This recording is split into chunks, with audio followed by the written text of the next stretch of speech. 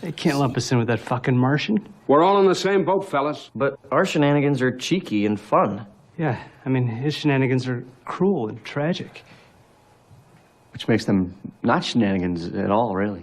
Evil shenanigans. I swear to God, I'll pistol whip the next guy that says shenanigans. Hey, Farva, what's the name of that restaurant you like with all the goofy shit on the walls and the mozzarella sticks? You mean Shenanigans? Oh! You're talking about Shenanigans, right? Put those away! Dude, I was TEE-HEE the whole time. I was like, TEE-HEE. Stories wild and oh so free. TEE-HEE TV is the place to be. Talk about those TV shows where the fun never flows. Davey and Stone and Charles too. They got the scoop for you.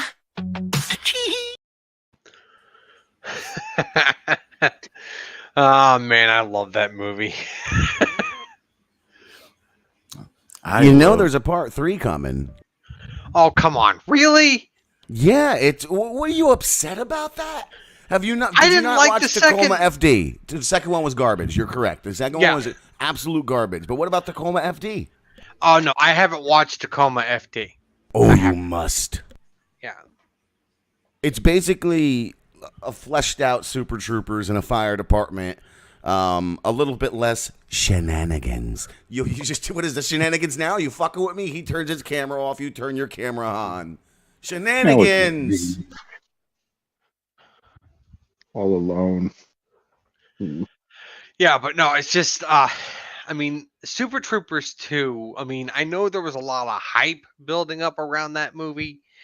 Like people were excited for it. The fact that it was completely crowdfunded, I mean, was also a plus. But after watching the movie, it was basically the same movie all over again, but worse. I wish it was the same movie. It was complete and total ash trash. Yeah. I've had it sitting there for years and just never got around to it. Yeah, I Super do keep Troopers hearing that, 2 though. was terrible. It was. That's disappointing. They wasted Brian Cox's talent on that movie. I'm sorry, Charles. How is that disappointing, Damian, when you've waited 18 years to even watch the movie? You obviously don't care. It's not disappointing. No, that's what I mean. The reaction was disappointing. That's it's like, I thought people were going to be like, this is so great. It's, perfect sequel. I expected more. I was playing a game. How long can I sit backstage before I have to jump in and comment? It took fucking 2 seconds, and Charles said Super Trooper. There's a Super Trooper 3, right? It's coming. Oh my god. Look, if it's better than 2, then I'll give it a shot. How can it not be better than 2? 2 is just, it's so stupid. Maybe you said the hype, Charles. Maybe the hype is what it is. It was so hyped up that it just didn't live up to it. But now, all these years later, like Club Dread, I kind of hated Club Dread at first. It's actually pretty decent. Slammin' Salmon is the same way. It's just that they're so good. I am Felix Bean. You ever see Puddle Cruiser? They're so good at what they do that they can't put out a mediocre film. It just seems like trash. The only Broken Lizard movies that I've seen would have to be Super Troopers 1 and 2, and then Beer Fest. That's it. That's all I've watched. Oh, you got to watch them all. They're all okay. What was the Hunchback Okay, movie? at the least. Oh, I think it was Quasi or something like that. Yeah, that wasn't bad. I enjoyed that. It was okay. That was it wasn't great, but it was enjoyable. It was more a Tacoma FD movie than a Super Troopers movie because it had the whole cast and the Super Troopers were there, but in much smaller roles. Because even Lucy was there, wasn't she?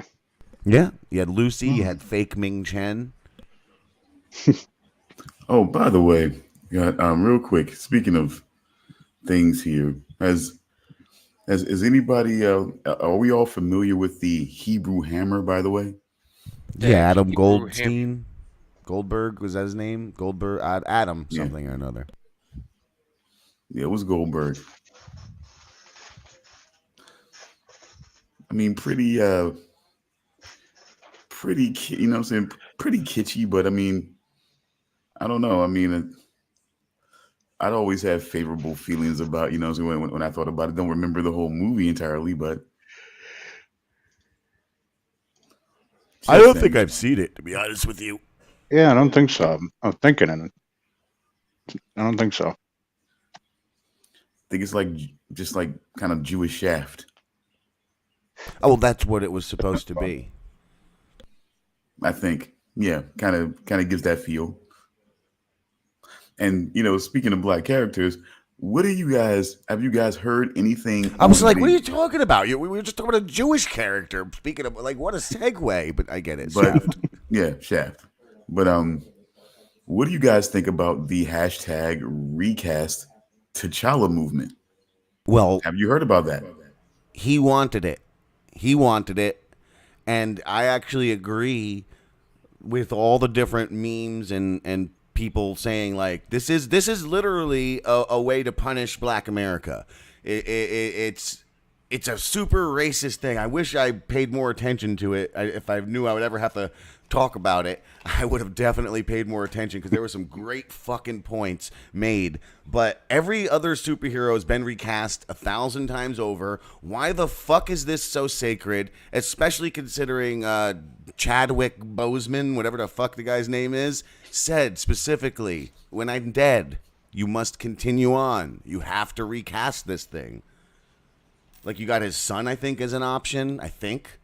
Also, all the stuff that they didn't do, like that, the movie with the sister, all the different spin-offs from that. Like, you would have had, not that, it sounds like, I'm saying it as a good thing, but as I say it, I'm like, well, that's not a good thing, because it's segregation. But you'd have had a Black MCU. And I mean, come the fuck on. Like, there would have been a whole, like, leg of the MCU dedicated to a Black audience or a mixed audience, bridging an audience. And now you don't have that because they don't want to recast T'Challa. Fuck that. I don't mean to interrupt, but when Please. did Chadwick Boseman say that before he passed away, that they need to recast Black Panther? On September 6th. 2008. I don't fucking know exactly when or where, but he said it. But he said it. Okay. Well, I've been saying this. I've been saying this ever since it happened, that they should have recast. Hold up, I got his name. It is Chadwick Boseman. You're blowing my mind, bro.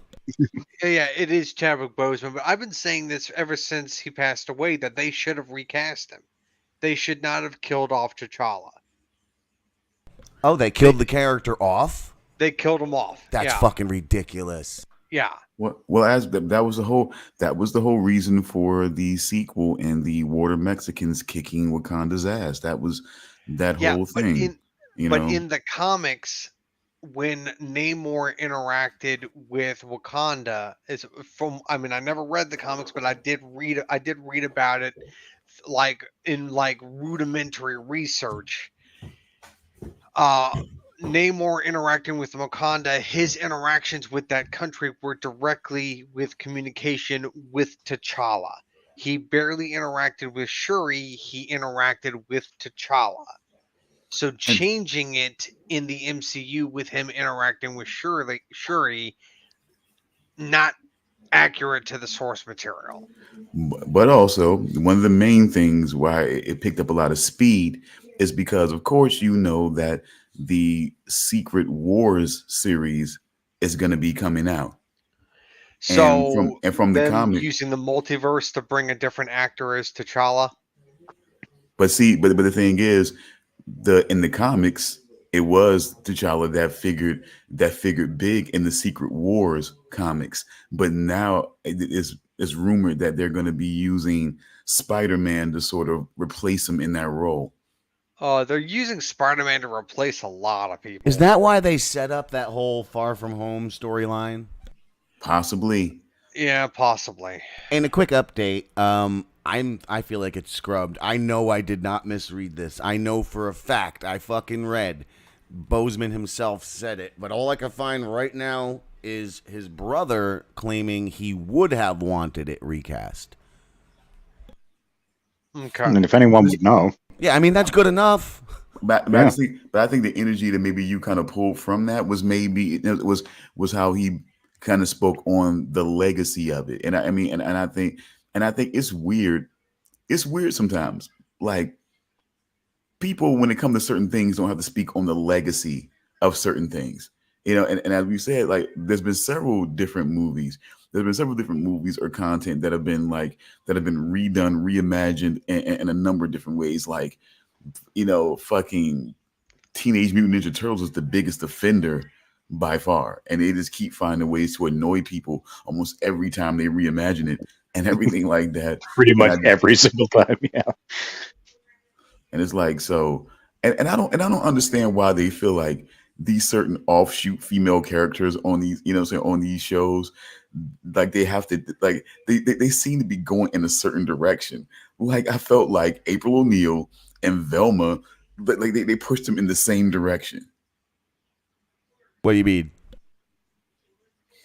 Like either black or brown skin and like kind of frumpy. Well, I mean, You know, Velma was fat and frumpy, but I get with the April O'Neil. Why is it like, hey, women, you shouldn't look good and care for yourself? Why has that changed? Like, I thought we're all, men and women, supposed to look good and care for ourselves. Okay, there is a reason for that, and that's called uglifying characters to distance them from what they call the male fantasy. Yeah, why? Why? Because it's not just a male fantasy, it's a fucking female fantasy, too. Yeah, but it's...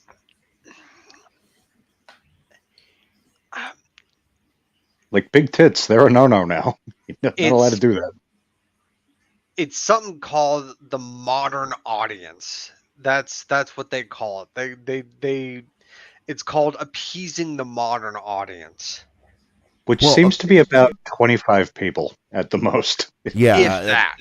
If that. That's why Alyssa Milano can't get a fucking Who's the Boss reboot done anywhere except for Freevee, and even Freevee says no. That's why Kelsey Grammer, everyone says no to him season 1, and now season 2, you got fucking David Hyde Pierce going, oh, I'd come back for a one-off for sure. 2 fucking seasons ago, oh, I've said everything to say with Niles Crane.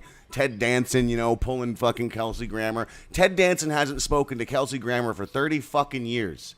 But now none of them are making fucking money because they're going on this bullshit narratives, and now they're all, so yeah, Kelsey, we love you. We'll love to show up for season 3. Yeah, you've got something good going. Can I get a piece of that? Yeah, because they're not fucking, you're right there about not making money. But Brian Quinn says Sydney Sweetie is bringing titties back. He didn't say it that way, but that she is changing it and proving that the audience still wants big tits on screen. How's that? Like you said, who doesn't? Man or woman? Who doesn't want to see some nice tits? She's not a particularly good actress, and she's just becoming a rage because of what she's got in the cage. Them titty cages. I can definitely attest to that. She is not that good of an actress. Does she have nice titties? I mean, she's Tell hot. me about the titties, Charles. How are her titties? I shouldn't have said anything. Are they big and juicy titties, Charles? I haven't seen her in anything except... Can you bounce a quarter off her titties, Charles? I've seen her in the trailer for Madam Web. That's it. That's all I've ever seen her in. Would you like to put some web on those titties? Would you like to spray your web all over her titties, Charles? Those titties, Jose. You guys are enjoying this way too much, aren't you? Well, but... Yep. Look, Schitt's Creek's been on all fucking week, okay, on my TV, so it's hard not to do this. Well, find entertainment where you can. Perfect timing. Jimenez Jimenez says, "More titties talk, please." Always happy to talk titties. This is my favorite new show to talk about titties. Did you guys see her commercial that she did for Dr. Squatch? No. You didn't? Okay. I did. I saw some nice titties, but I don't know who was attached to them.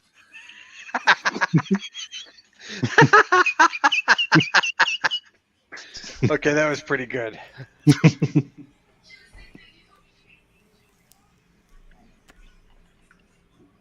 Well, that smoke. That was a big one.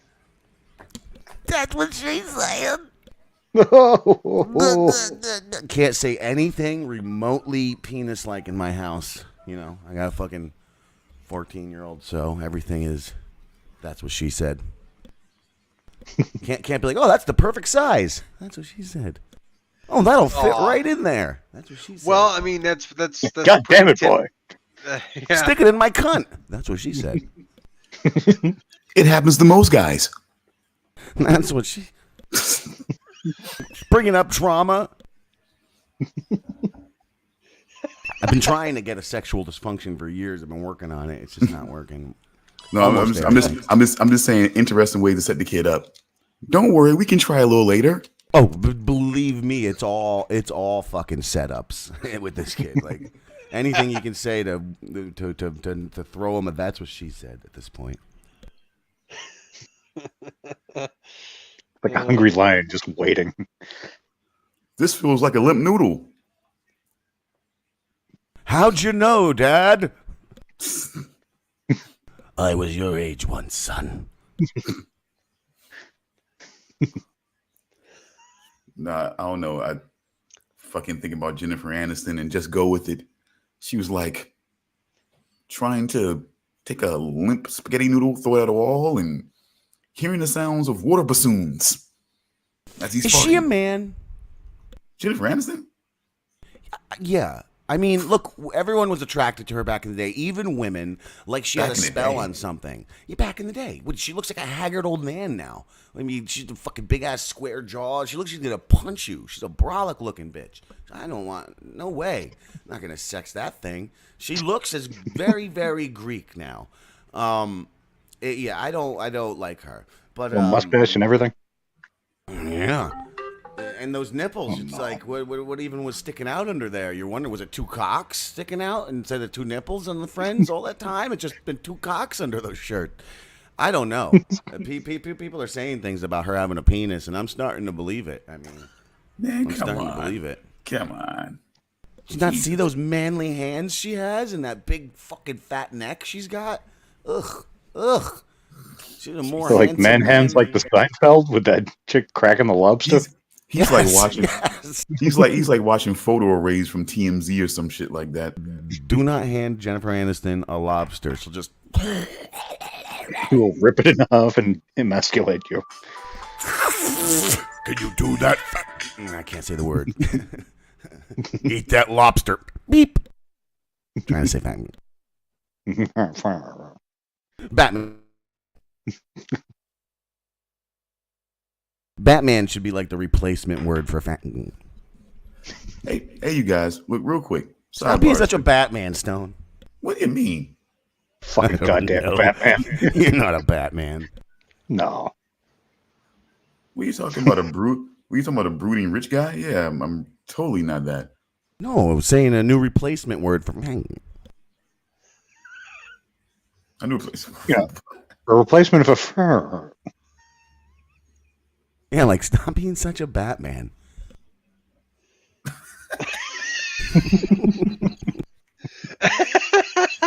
Four Batmen talking about what today? Remember that show we used to do called Batman? It is for Batman. Damn it. Look, we've done so much. Remember we were the four. Oh God, the four non. Four Batman. Four non-John. Yeah, the four non-Johns. That's right.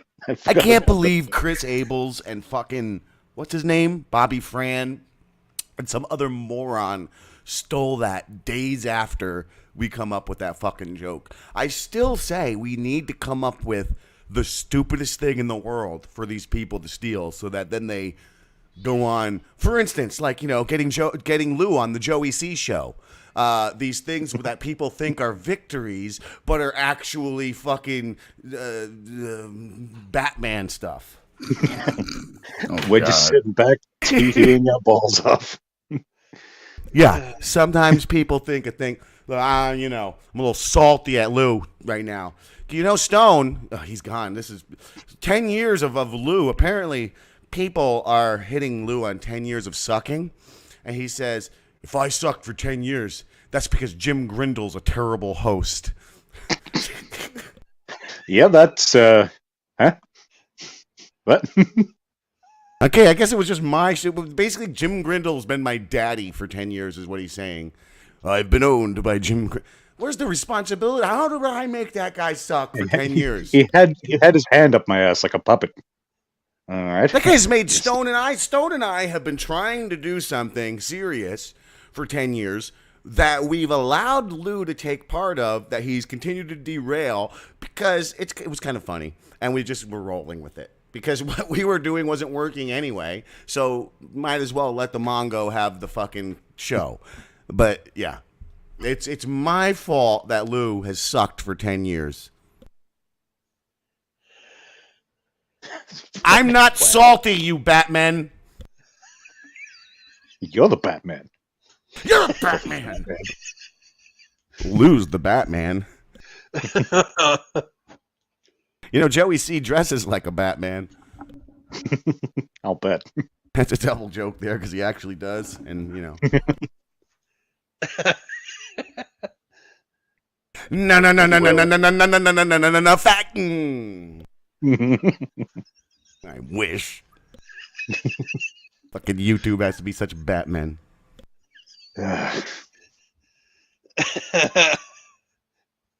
This was the X, we could say it, but they won't let us stream there anymore.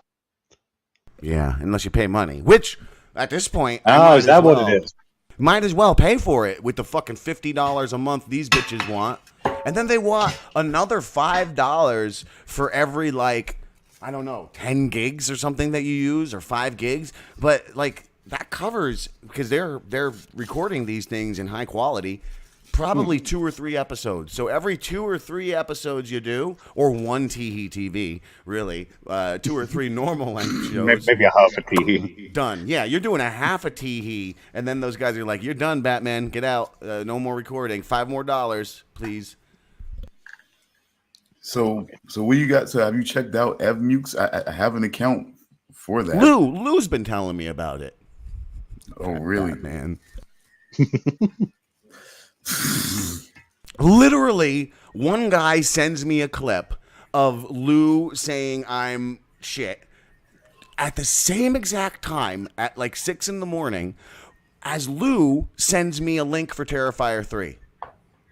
It was like, it's a real dichotomy of Batman and Joker here going on. Like, Was the person who sent you the clip an account called Not Lou? Yes. No, it was, let me tell you, it was, all I could say, it was definitely not Lou. Okay. Lou has a whole lot of look, Stone, you should be really happy about what we've done and where we have sent our Lou. It's everything that for 10 years we have tried to protect our little pork pie from. He is now dead in front of and dead center of. Like, he is the joke of the Dabbleverse. I mean, he is elevated literally to high-pitch Eric levels. Remember, that's something we were doing. We used to call him Baby High Pitch on our show. These fucking morons now, all connected to the Stern Show and this and that, they think they're coming up with something clever 4 or 5 years later, and now they're calling him Baby High Pitch, and actually he's been on a show with High Pitch Eric. So, like, that has actually crossed over, and he doesn't realize that. I mean, he's trying to hide and save face by being behind a filter, and like he puts on these little, like, he puts on like a pumpkin or like a wrestler man, so it's not even Lou on screen anymore because he's hiding because he's so embarrassed. But yes, you would be very pleased, Stone. You win. You win the 10-year war with your great nemesis, Batman. It's. I called Lou up. Could you understand something? I need people to understand something. Okay. like I was the girl in the bottom of the well. Okay, Lou was Wait, my Samara? Lou was my Buffalo Bill. For fucking You know? Ring? Oh no. He means you put the Yeah, well, I was lotion trying to in the figure out which way basket. he's going. Yeah. Lou was my Rub the Buffalo. lotion in your skin, Stone. We weren't Oh, rivals. Silence of the Lambs. Okay. Yeah, we weren't rivals necessarily. I was trying to do a show with a guy I connected with on Google Plus, you know what I'm saying, long times ago, when the internet was actually fun and a battlefield at the same time. Yeah. Yeah, you know, we started doing, you know, content, and I don't know, after a while I started getting questioned. My background was questioned, you know, so over time, you know, I was. Well, he did take that Coach Lou joke a little too seriously at one point, where he was really coming at you. He was coming at you. I mean, I think it happened more when he, you know, he transitioned over to actually trying to do content with us. That's when I think it really started to become this thing of like trying to diminish me in whatever way was, you know, saying was possible, and then to eventually, you know, until eventually I become me, and you know, things happen, things get said because, you know, angry black We don't guy- want to go too far back into St. Olaf. Stone. Demon How did this Boy. happen? Oh my god, I had to be Demon Boy at certain points because I don't know. Jesus Christ. I was like, oh, he's faking. He's faking where he came from. He seemed like he grew up somewhere else. He didn't grow up in the inner city. I'm like, what the hell, man? I mean, even Oh yeah, you ain't gangsta. I mean, look, that came from not even an argument, but a debate. We were talking about racism and perception and shit, and how, like, look, we were talking about who maybe had the more gangsta upbringing, Stone or myself, like who lived the more authentic, quote unquote, black experience, if that's supposed to be what the black experience is. To which I argued it was me. You know, I mean. Have you ever wore your friend's gore? He does have more interesting stories than I do. He does have more interesting stories than I did as a teen. I have to be honest. Yeah, like when I walk in a fucking store, okay, and a pet store. No, and I'm sorry, it was an art store. It was Michael's art store. I walk into Michael's art store, and I'm literally thinking about Stone. Because I was thinking about the project we're all working on. But at that specific moment, I was thinking that the next one, I didn't want to spoil it, I guess I will, really has to have Stone at the head of it. Like, Stone's got to lead the next script that I write. It has to be written for you.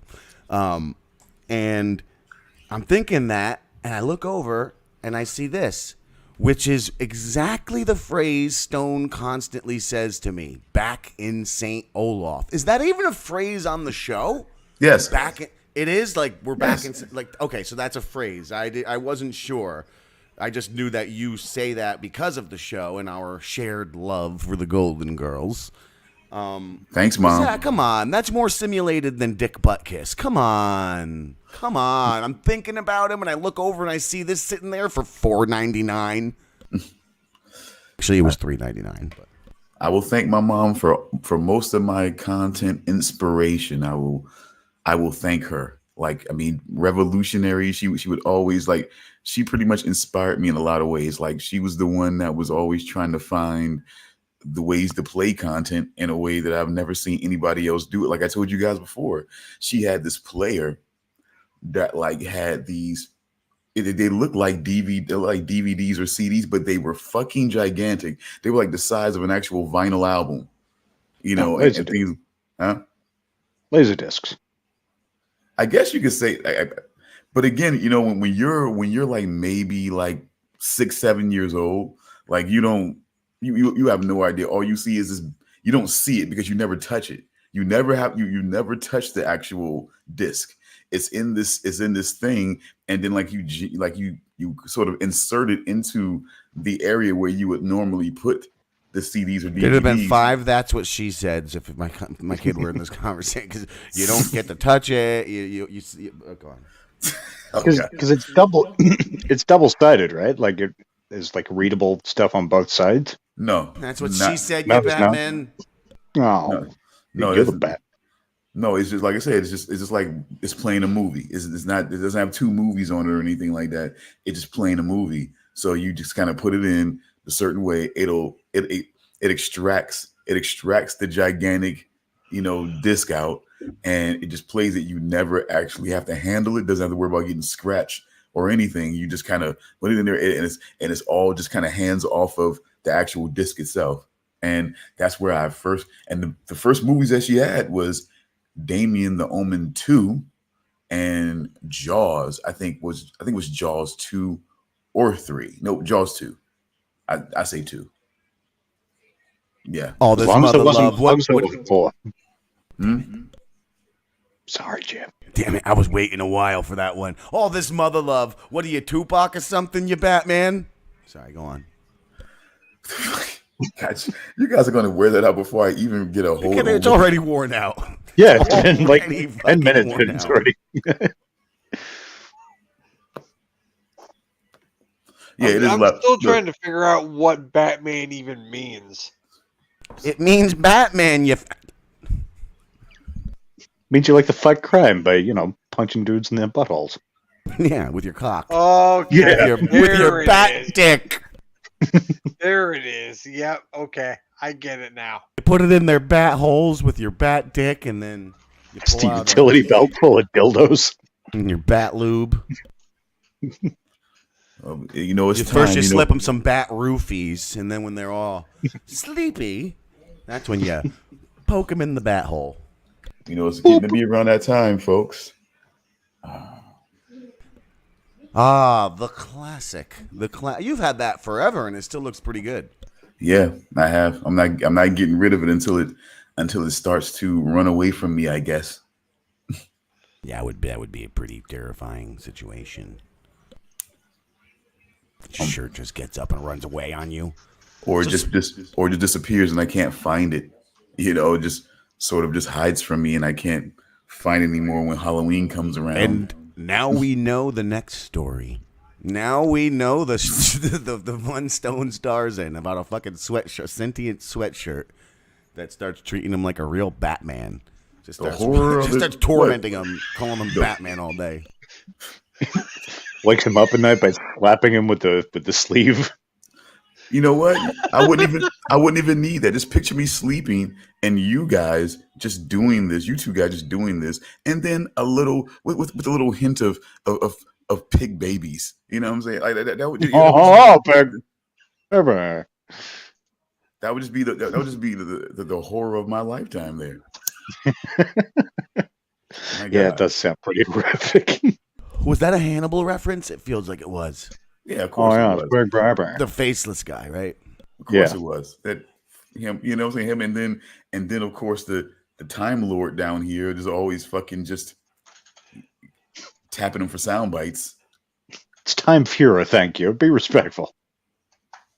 Isn't that right? This is Shenanigans. I haven't heard that in a while. Look, real quick, guys.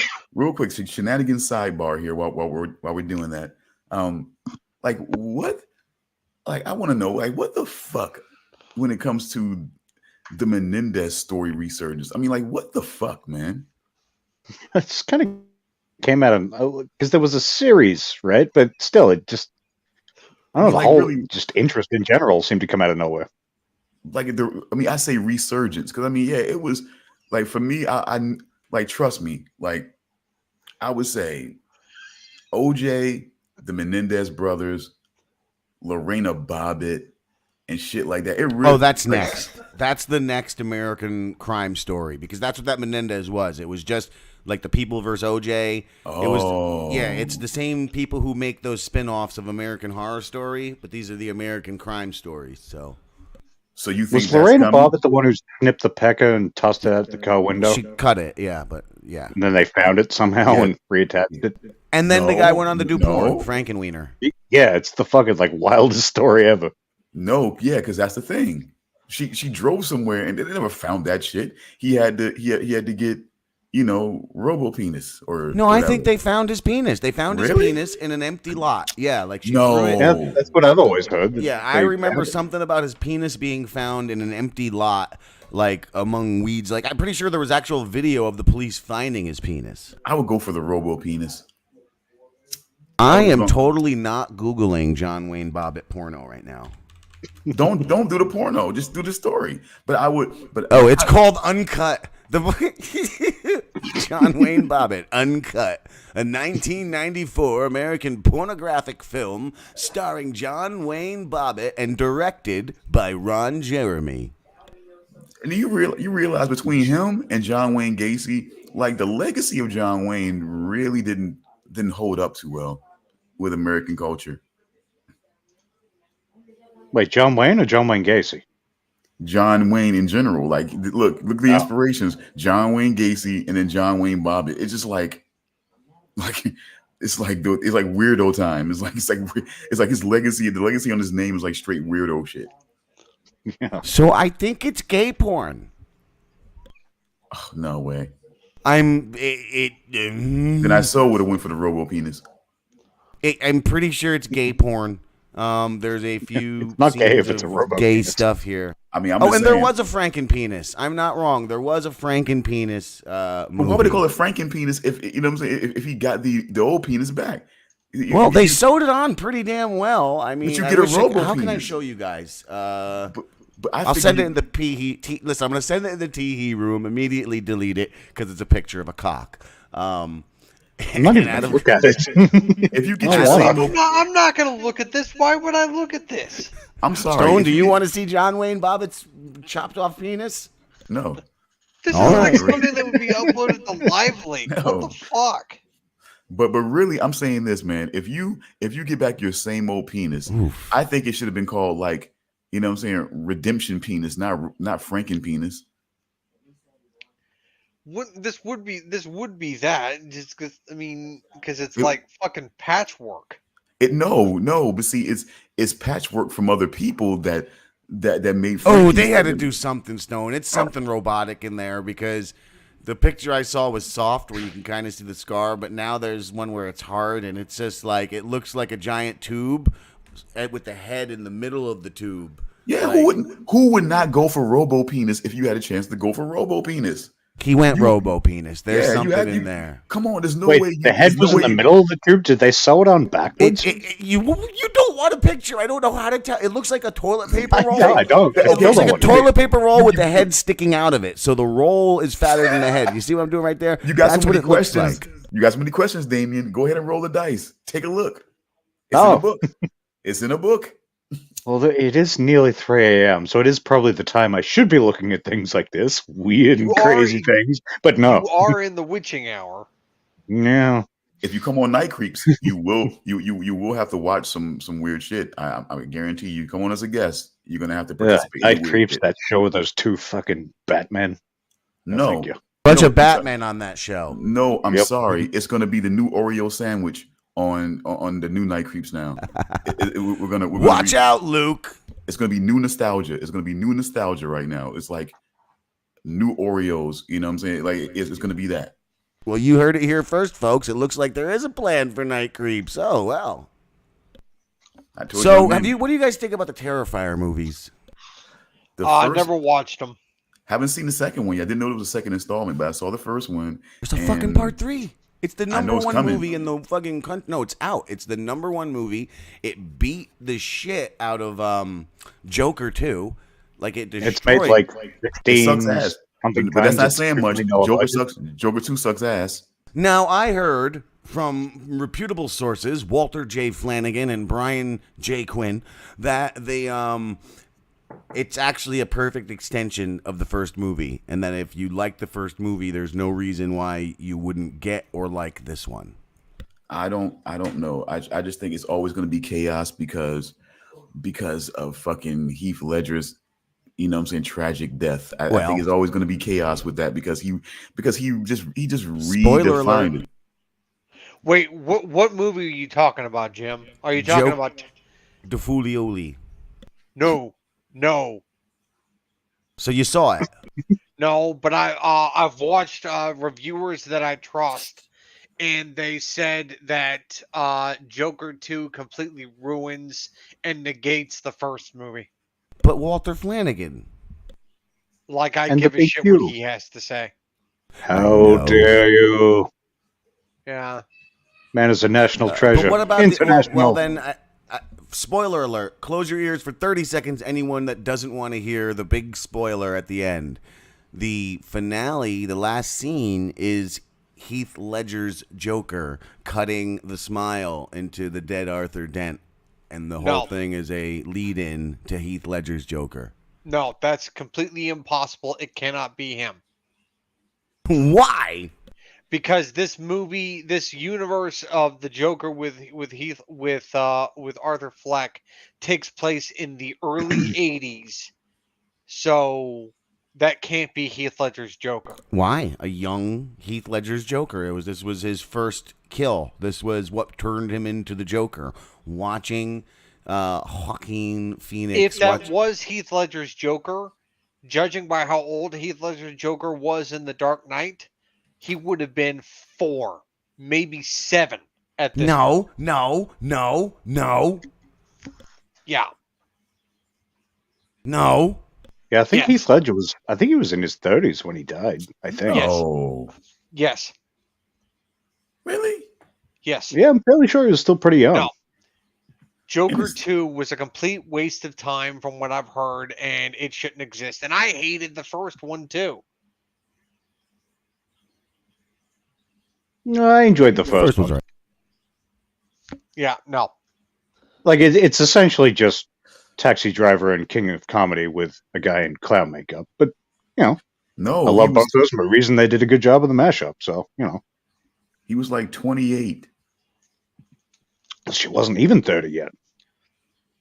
Jesus, younger than I thought. He was like I said, man. He's like one of those guys. He was, you know, He would have been born in 1980. another like he was another guy that was like in that realm of like true young actors around our age that was coming up and really, you know what I'm saying? To me, in my opinion, like they want Timothy Chalamet to be Heath Ledger so damn bad that they keep on jamming him into these different spaces. They're doing the same. They're doing the same thing. Say what? That's what she said. Oh God! And they're doing the same thing with fucking Zendaya and shit like that. And they really got to be able to hold their own in a movie that relies on their talent and their, you know, and the vision of that movie, and not just the nostalgia of that. You know, it's just God, Jenna Ortega, if I'm getting her name right. She's same thing. I mean, she's gotta. How do you not get that name right? I think you're sexually attracted to her the way you're avoiding her name. You're like Jenna Ortega or whatever her name is. Oh no, I wouldn't know from my Google search weird. history. I'm being weird, James Blake from fucking Money Train. The Officer Santiago. You know, I don't know. Maybe I'm just being weird that way. I'm just trying to make sure. That Can you do that again? Officer Santiago. Yeah, that's definitely worth it. So he was looking weird. Oh my God, you're so cringe, bro. Oh, and did I tell you guys that I finally watched that movie Uglies, starring Joey King? No, you didn't. Yeah. How was it? It wasn't that bad. It wasn't what I expected. Like, You know, it ended in a way to where I was like, yeah, this could potentially lead into a full franchise. Do I think it's going to get a sequel? Hell no. I do not think it's going to get a sequel at all. Yeah. See, you know, that's the same way I felt when I saw E.T. You know, see, Yeah, but E.T. didn't get a sequel. No, what I'm saying is, I was being sarcastic, like, because movies, like movies, just don't catch the same spark like they used to, or content How? doesn't catch the same spark like they used to. Like Yeah, but ET, they're you didn't feel like that. Whether you got a sequel or not, you wanted one. You felt like it but deserved one. It the was a thing great is fucking. that the Uglies book series has 4 books in the series, so this should get sequels if it's successful enough to continue the story. But that's the thing. I've not even heard of this movie. Yeah, I was going Yeah. to say, was it successful? Because the only reason I even know it exists is because of you. Yeah, I have heard it's, nothing about it. And yeah, I don't it's agree. on Netflix, but An official Okay. statement. I'll officially say I don't fucking agree with this whole tragic, like, dragging of a series because there's other books. If it's not good and it's not bringing anything, then you just Well, I mean, don't hell- tragically drag it along because there's other books to show Hey, more I'm- content. take a look at the Divergent series. They never finished that movie series. They never did. That They sucks. they gave up after like the 3rd movie. Even if you're not, oh, that's even worse. Even if you're not a good adaptation, you owe it to the fucking readers of that book. The whole reason you even got the funding to make it to go. But I guess not. If they're not buying it, you simply can't afford to do it. I understand that, but do it. I think they lower did budget or alright, though, something. didn't I don't they? know. I heard about those Well, movies. I saw one them of the everywhere. worst examples of this is the Aragorn, the dragon movie that starred Jeremy Irons. Came out back in like the early 2000s. It was based off of the first Inheritance Cycle book series. That was supposed to be turned into an entire like movie series, but the movie did so poorly. Like people were so like the movie did terribly in the box office that after the movie came out, they were like, okay, we're done. Like But, they didn't what- even bother with a sequel. What status was Game of Thrones at that time? As a book? I mean, as Well, the as, thing is, as HBO A Song content. of Ice and Fire is still not even done with the books. But I mean, what I'm saying is, like, as far as like the HBO content, what status was it at that time that came out? The Not at Aragon all. came out. It wasn't? Not even in production. I don't like probably not No, even a it thought at wasn't. that point. It wasn't. Yeah, That was what, like Aragon those movie came Early out. 2000s. It was like around. I was in high school when the Aragon movie came out. I was in high school, like I think it was like sophomore or junior year when it came out. He was in high school, slanging that thing and crushing that puss. Pretending he wasn't a not bad. Those even were close, the dude. days. Not even close. But He was sliding down poles and tights and hanging out with a boy wonder. He was dragging white women to the ooze. So now you're This saying was what? like- this was oh, after. so Charles feeds white women to blackie is what you're saying. Holy This shit! was- And this was you after pieced my it below. adventures with- You this son was of a after- bitch! How am I supposed? Now I got to write a story about Charles feeding white women to his puddle of goo, and a story about your sentient fucking sweatshirt. Great. Well, I guess we're having a late night double feature next special. Maybe they could be the same movie. Two, They're different stories musicals. that weave their way together. It's gonna be a musical. No, It's it's the not. only solution. Charles like, you motherfucker. You're singing a song to Blackie. Blackie's singing back to you. Give me some more snow bunnies, Charles. Give me some more of them snow bunnies. I need them. should have a voice more like that. No. Oh no, you like that? No, I need them snow. tried to. I need them snow bunnies, Morty. I need them damn snow bunnies, Morty. Are you guys There's watching the no Rick and Morty anime? I haven't even watched since they No, not watching, recast. I watched since they recast. I haven't seen the anime though. I won't, because I'm not a piece of garbage. Sellout. I've watched Whoa. since the Whoa. recast, and I gotta admit, I'm not really a fan of the new voice actors. I like what they did in Solar Opposites for the recast. Because they're just like totally different, right? Yeah, Based they on made them the one British. trailer I saw. Yeah, but I don't like that they focus. They heightened Tiffany Haddadick's fucking role, considering she actually did groom children with Ari Spears, and there's an actual real thing with actual victims who have spoken out and who have been paid off, and Justin all the kid of Batman in a fucking Twitter. Like, Justin Roland's fired because of an alleged domestic abuse that was immediately dropped because of no evidence. It was literally just a woman saying it and then retracting it, and calling a kid a Batman in a fucking thread. And then, in case it wasn't clear what a Batman meant, Charles, at this point, it should be. No. I figured it out now. Okay. Yeah, he was guilty of being drunk and stupid. Yeah, he didn't fucking, on the internet. For what we know, he didn't do anything. Maybe he did. Maybe he's dragging white bitches down to Blackie in his basement. Maybe. But we don't know that. I'm going to fuck all your white bitches. Blackie should have Gilbert Gottfried's voice, and we should just clip in that scene where Gilbert Gottfried's screaming at that one roast. I'm going to fuck all you white bitches. Just that's all Blackie says is those lines. Anyway, fucking... Yeah, I don't know what the fuck Roiland did. Just like I don't even know how Danny Masterson is in jail for life as a rapist. I've tried to find out. Let me tell you something, man. You know what's weird, though? You know what's really ironic, don't you think? Is that rain on your wedding day? I know. A free ride when you're already late.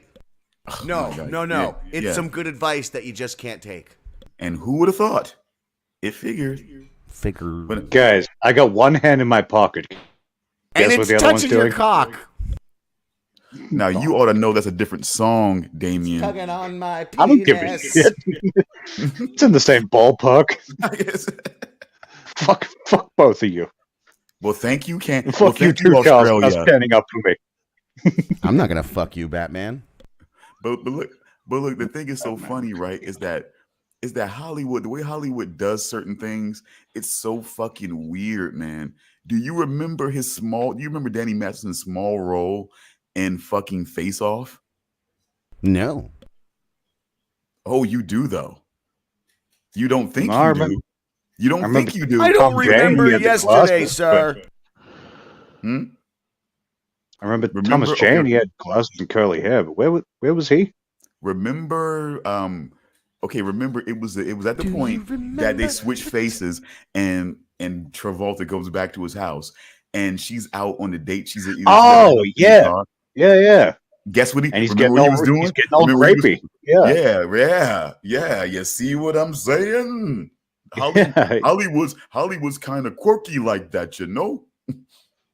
Oh, there's plenty of weird like tells that you can pull from the media, especially even like there's some like Conan O'Brien or something where like there's jokes about him like drugging and raping someone or something, or not drugging and raping. Maybe it's like they like to pull each other's pants down when they're sleeping and finger each other's buttholes. I don't know. Some just shenanigans.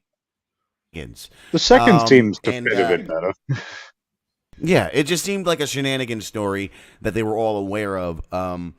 However, the point is, no, I've been looking, except for just a few women saying it, ex-girlfriends, and what I've read, they claim that they were together and it was like just some sort of sex started and she said no. This is, again, what I can gather. It could be all wrong, but I've looked so many times and so many sources, and I can't find any straight story as to why this man's in goddamn jail. And I feel like that's a problem. I feel if someone's in prison for life, for rape, we should be able to figure out exactly what they did very easily. If not, what's that mean for the rest of us in this world? Then, look what happened to Marilyn Manson. The whole Evan Rachel Wood thing. Yeah, now it's coming back. They're coming back to get him again. She got a bunch of women to lie about things, and then some of them retracted it, and yeah. Proven that she got these women to lie. And the fact that, again, Marilyn Manson has leaders of the Me Too. He had his penis inside of leaders of the Me Too movement. And they are all supporting him. The women who started the whole Me Too movement are women Marilyn Manson fucked. And they support him. And they even they say, the ones who said, believe all women, said, except this cunt. Because she's a fucking lying cunt. That's it, because it takes away from the whole thing.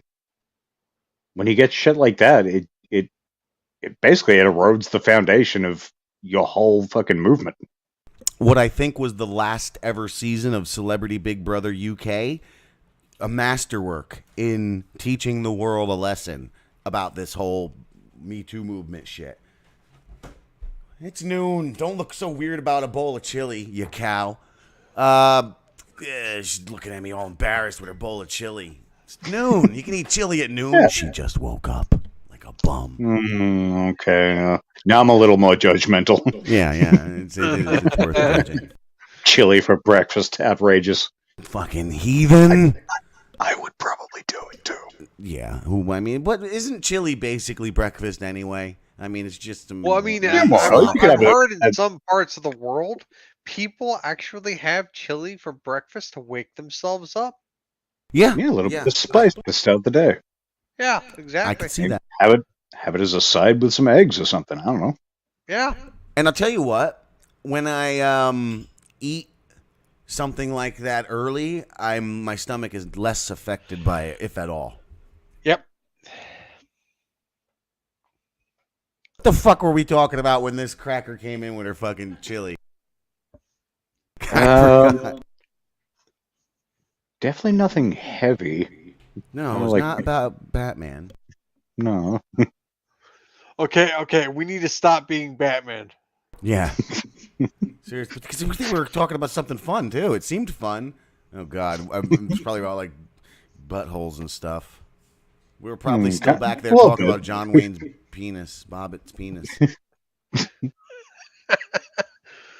You know, I didn't look at the pictures, but I was definitely trying to visualize it, which was probably a mistake. I didn't send it. It's almost worse. It's almost just like I'll just look at it now. Like the image in my mind has to be worse.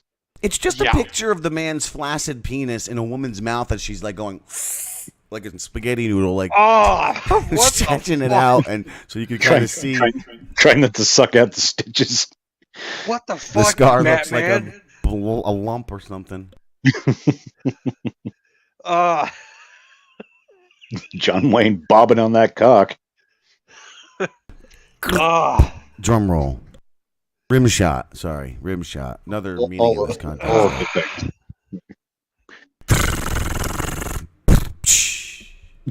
Shenanigans.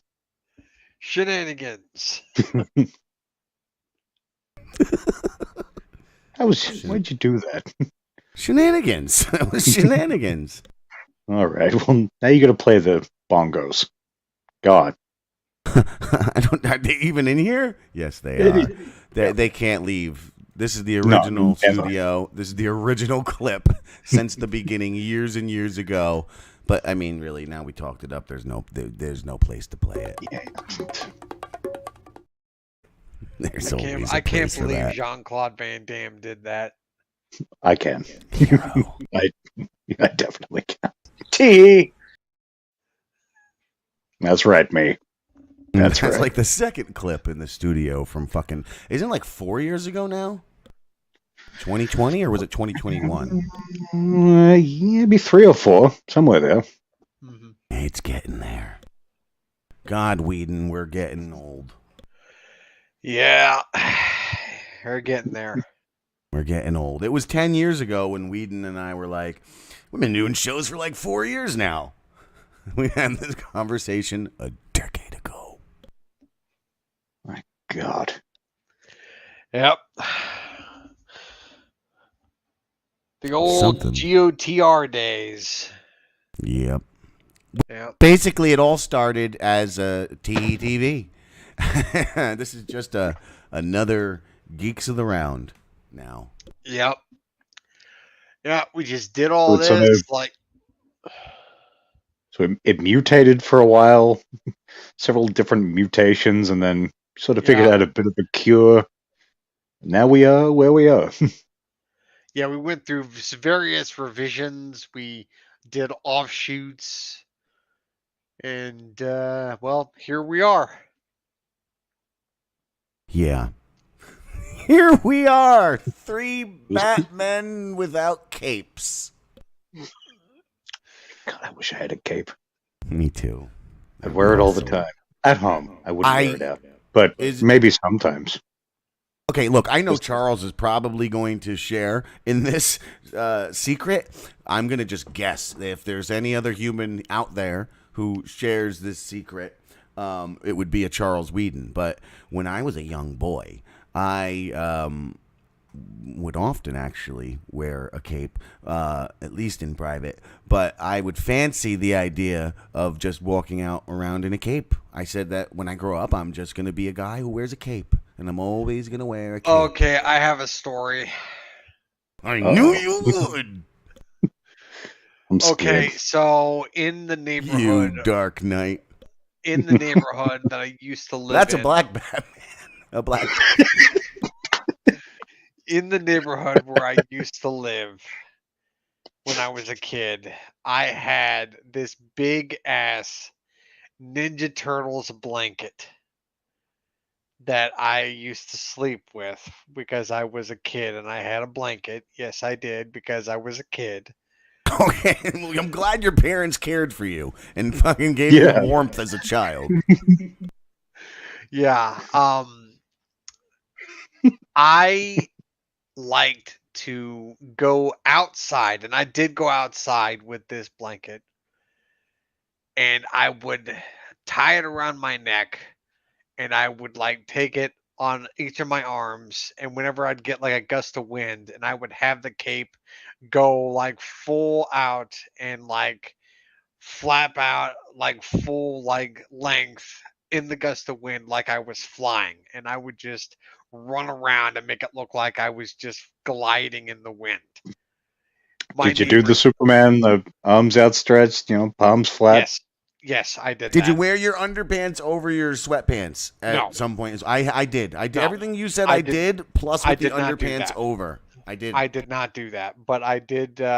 What I did is These, Charles, may I just say, by the way, these were for different reasons. That day I was pretending to be superhero. My cape fancy was actually just because I thought it looked fancy and I wanted to be the fancy man. But go on. the reason why I did this is not because I wanted to be like Batman or anything.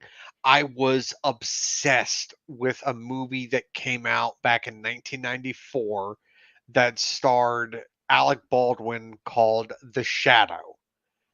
And I pretended to be the Shadow with that cape. Didn't we all? Yeah. In 1994, every boy was pretending to shoot cameramen for the Illuminati sex trafficking rings. Yeah. I was simple as that. obsessed. I was obsessed with that movie, The Shadow, during that time, and just in my own head and wearing that cape and having like a coat to make myself and having a hat. I was pretending to be the Shadow that whole time, and I thought I was like, I could just do anything. I thought it was like the coolest thing ever. You know, this means in high school, Charles is walking around in 1994 in school, whatever school he's in. He's walking around and he's looking at all the other kids in school, and he was like, "You think you're so cool, but you're not. I didn't do this know in you're school. not cool. I did Charles this in my knows. neighborhood. Charles knows what's deep inside of you." Yeah, and people thought I was weird. Really? Why?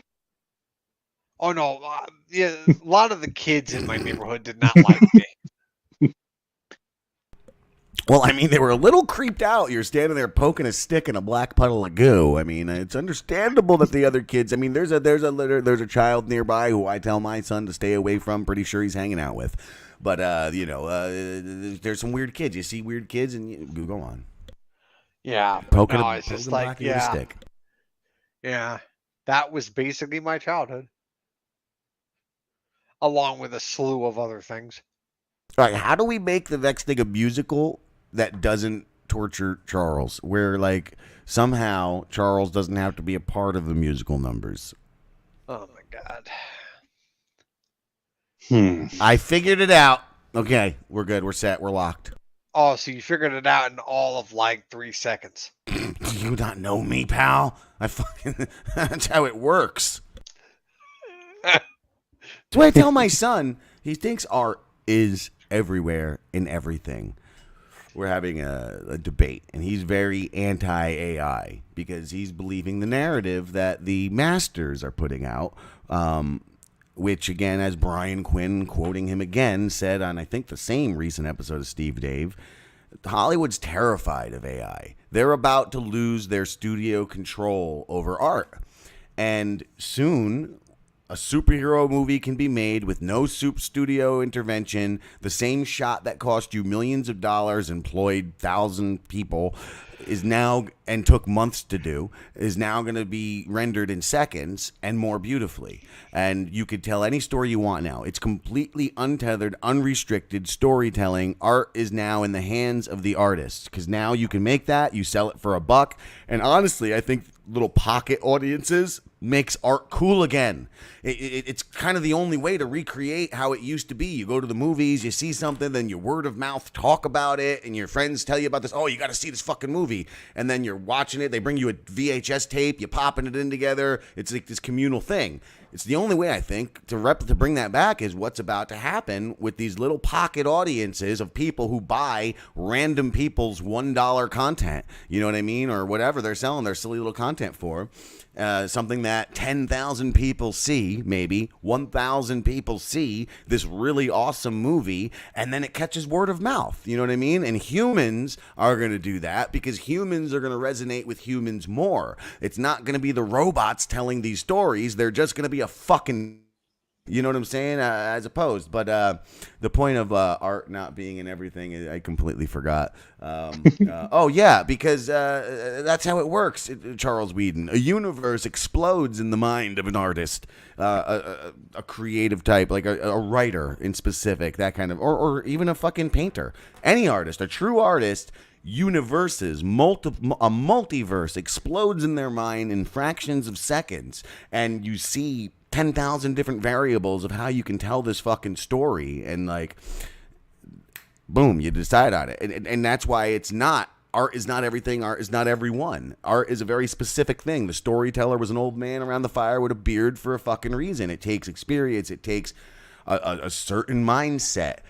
Art is not everything. Art is very unique, and that's what makes it art. Art is a unique individual expression of the experience. Which was actually to that a little bit in this last season of Slasher. One of the characters fuck you was desperate to be an artist, but she stunk, had nothing to say, and was like shut down. Well, yeah, the last season was. But anyway, stupid. It is like you do get so much of that. People don't have anything. They want it so desperately.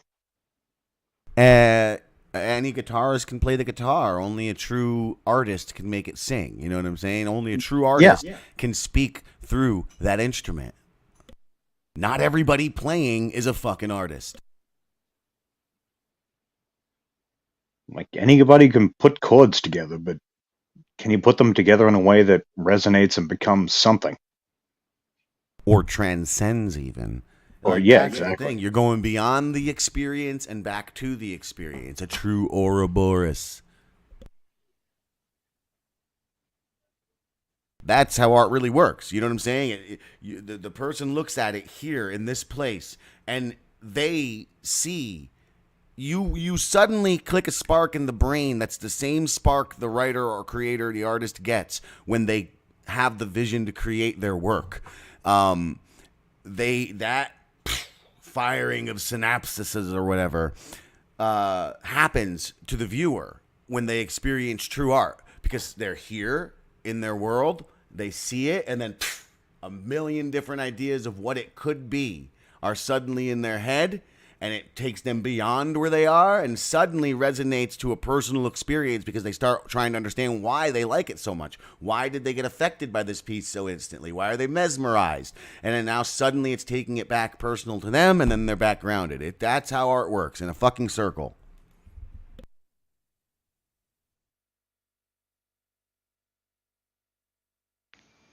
Yeah. You fucking son of a bitch. Mm-hmm. I waited. You were too slow. I was thinking. Down low. Down low. I once went into the bathroom at the. I can't hear the word down low without thinking of this. I'm traumatized. I was in the bathroom of the Garden State Plaza Mall in Paramus, New Jersey, and I walked Where did he in. touch you? No, I walked Kelly. in, and two gangsta ass looking. I'm talking like the pants all the way down, I guess for a reason. Like the full outfit, the full uniform regalia of gangsta black men walked out of a stall together, and as they looked at me, they like laughed. They walked away, and I'm standing there like this, and I just right in front of me is the toilet bowl, which I can't help but see is just got blood and shit all in it, and like it's just like not like turd logs, like shit pieces, and just blood everywhere. Like they were fucking each other's assholes bloody in the fucking Now that's in the goddamn gangsta. mall Goddamn. bathroom. That was down low. That was everything Wendy Williams talked about in the 90s. That was Wendy Williams, right? Who originally accused everyone of being down low, Method Man and Red Man and all them. That was her on that radio show before her big fame. She did a lot of things on that radio show and said a lot of things on that radio show. And ironically, she popularized down low. No, well, J.L. King, that's the guy who wrote the book and coined the term. And I guess she started hearing things like, like there's even YouTube videos that I've seen that accuse LL Cool J of like being DL Cool K or hanging around with like trans women. They all do that. Like Eddie Murphy likes those trans toes. Trans toes just doesn't sound as cute as tranny toes. Why is that gotta be like considered racist? It's adorable. Trans toes sounds gross and offensive, doesn't it? Yeah, they used to be fingers, now they're toes. Yeah, tranny toes We're sound just meant to whimsical. accept that.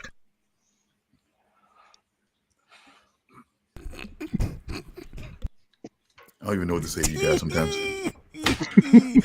Okay, so Wendy Williams, though, she is the one who started the guy JL Puffin stuff. He's the one who first coined it, but coined it and wrote a book about it.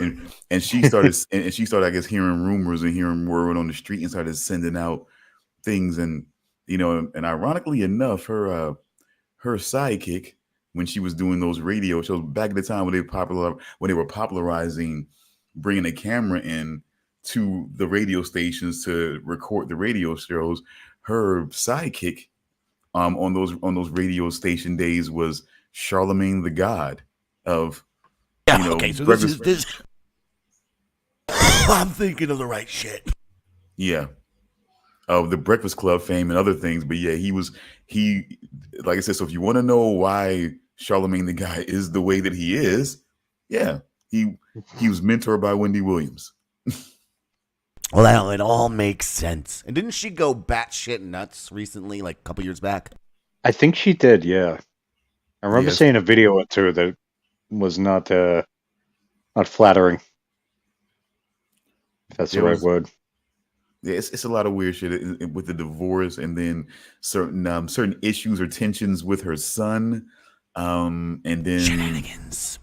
Yeah, her production team, or so her team and everything like that. And then there was this documentary that was done, or it's more like a reality type of thing that was on her, and it was just like it was a lot of cringe moments, a lot of oof moments too. So yeah, a lot of that. Do you ever see that video of her passing out dressed as a Statue of Liberty on her show? Yeah, no. Recently I did.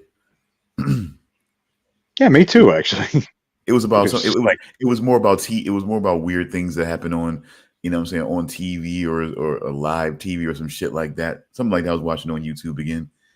Yeah, she's just all dressed up as a Statue of Liberty. She's fine, and then she starts like slurring her speech, and then she sort of staggers and just fucking falls down. It's both hilarious and just like, oh shit. No. Which one is it, pal? Is it It hilarious? can be both. No, It can be both. No, no, no, no, no, no. You gotta you gotta Yes, be yes. either Yes, yes, either yes. you're the Yes, one yes. either you're the one helping her up, or you're the one laughing. There's no. It's just awkward to be laughing and trying to help somebody up. No, I'm not going to laugh and help her up, even if I'm in the audience, like I was as a viewer at home on the internet. I was like, damn. Who are we talking about? I had to go wash my fingers. When I do these shows, if I smoke too much, then I start getting a filthy hand because I keep poking the bowl with my finger. And What happened to your fancy thing that you had? This thing? Yeah. Well, like any fucking fancy thing. Stop fucking clicking, son of a bitch. Just as I found out, it has this cool fucking secret compartment in it, too, to hide some bud. Like some emergency buds. So, yeah, I lost. I got to figure out how to fix it now. I used it too much. I'm telling you. Give me a fucking device where I could just go like this and smoke fucking weed. Apparently, in a week, I fucking probably put an ounce through this thing and it's dead. It's like, just go easy, bro. It's like, it's meant to be just for some quick hits. You're not meant to. What have you done to me?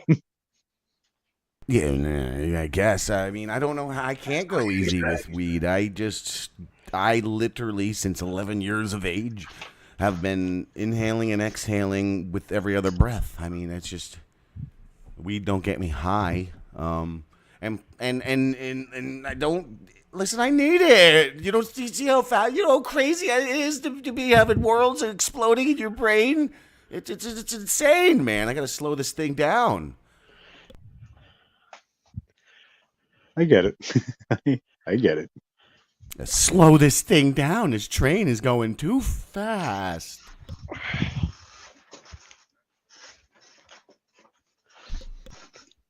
Well, I just keep thinking about the Blackie the musical.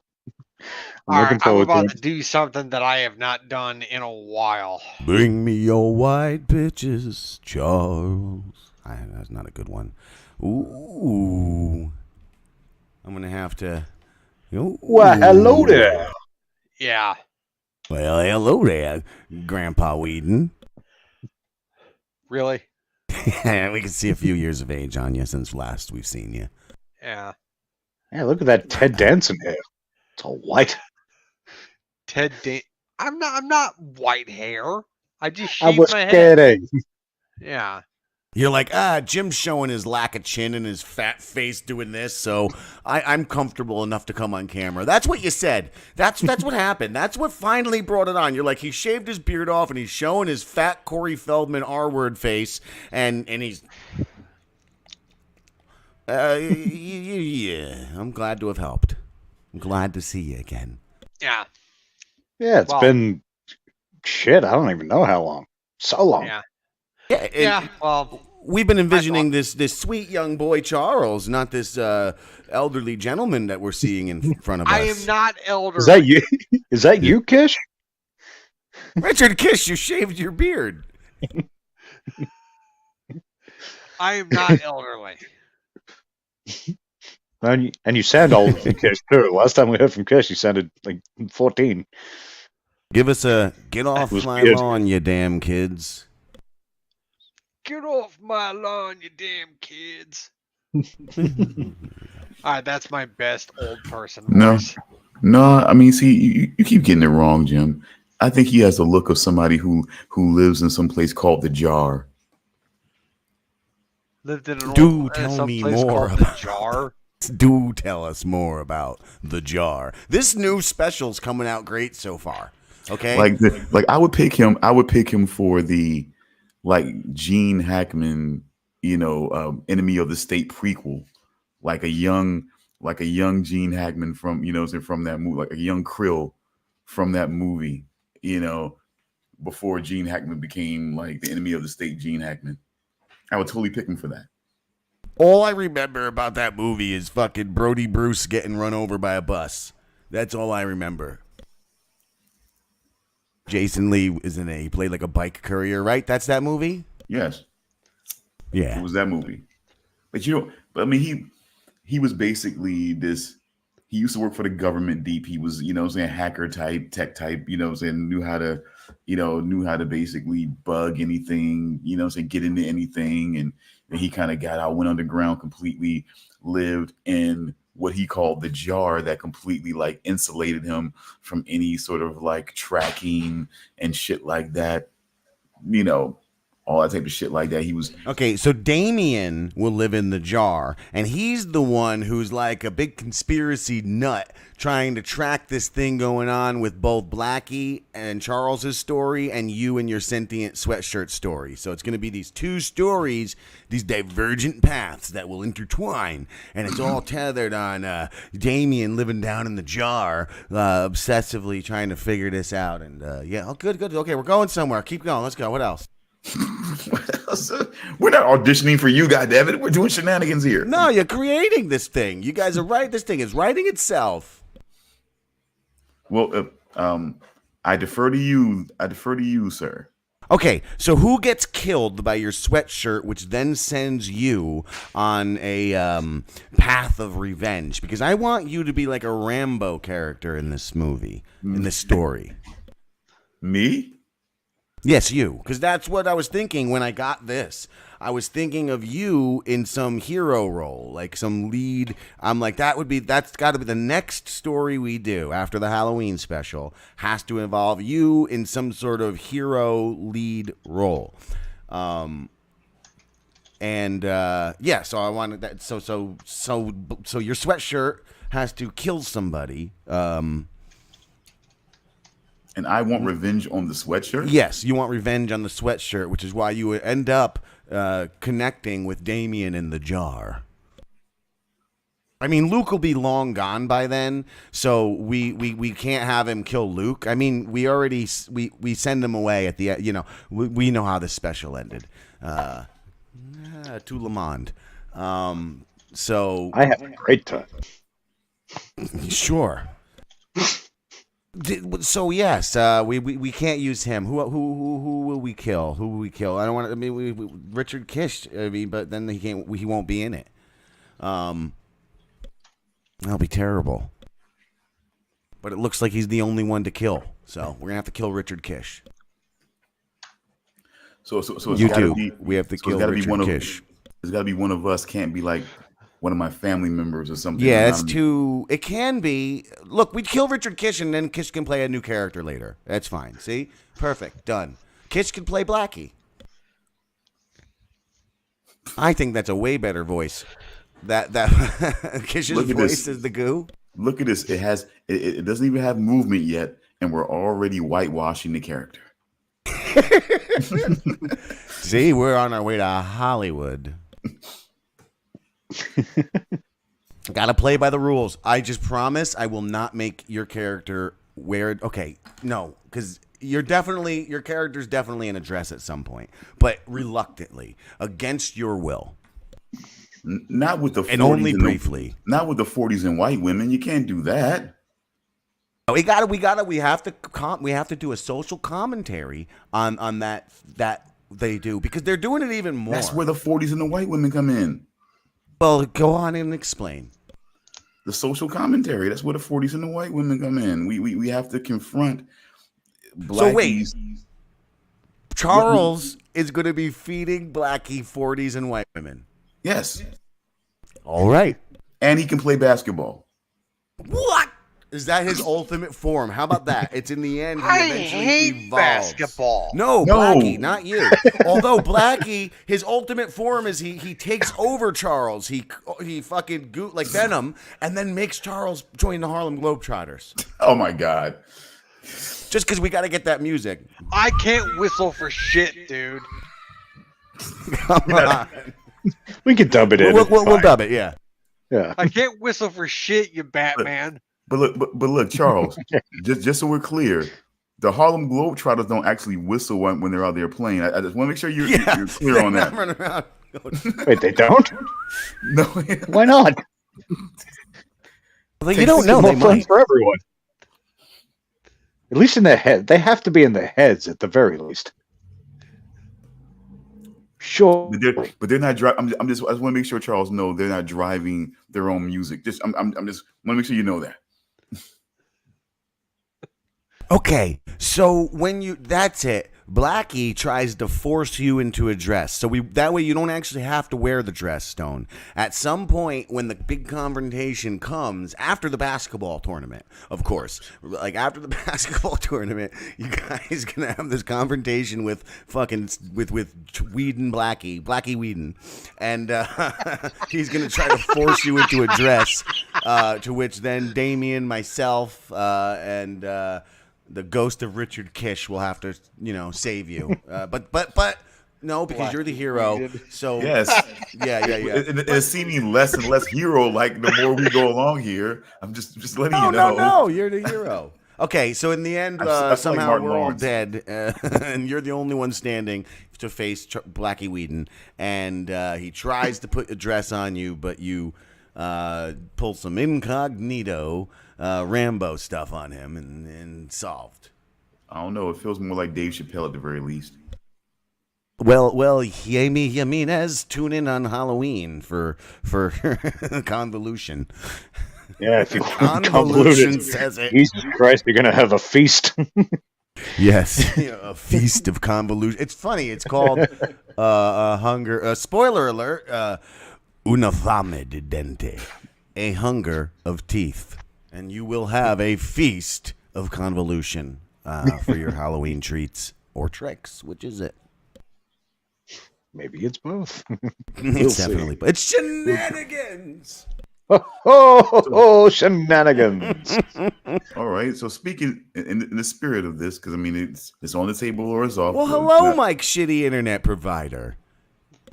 I like Yami Jimenez better. It's nicer to say. but hi.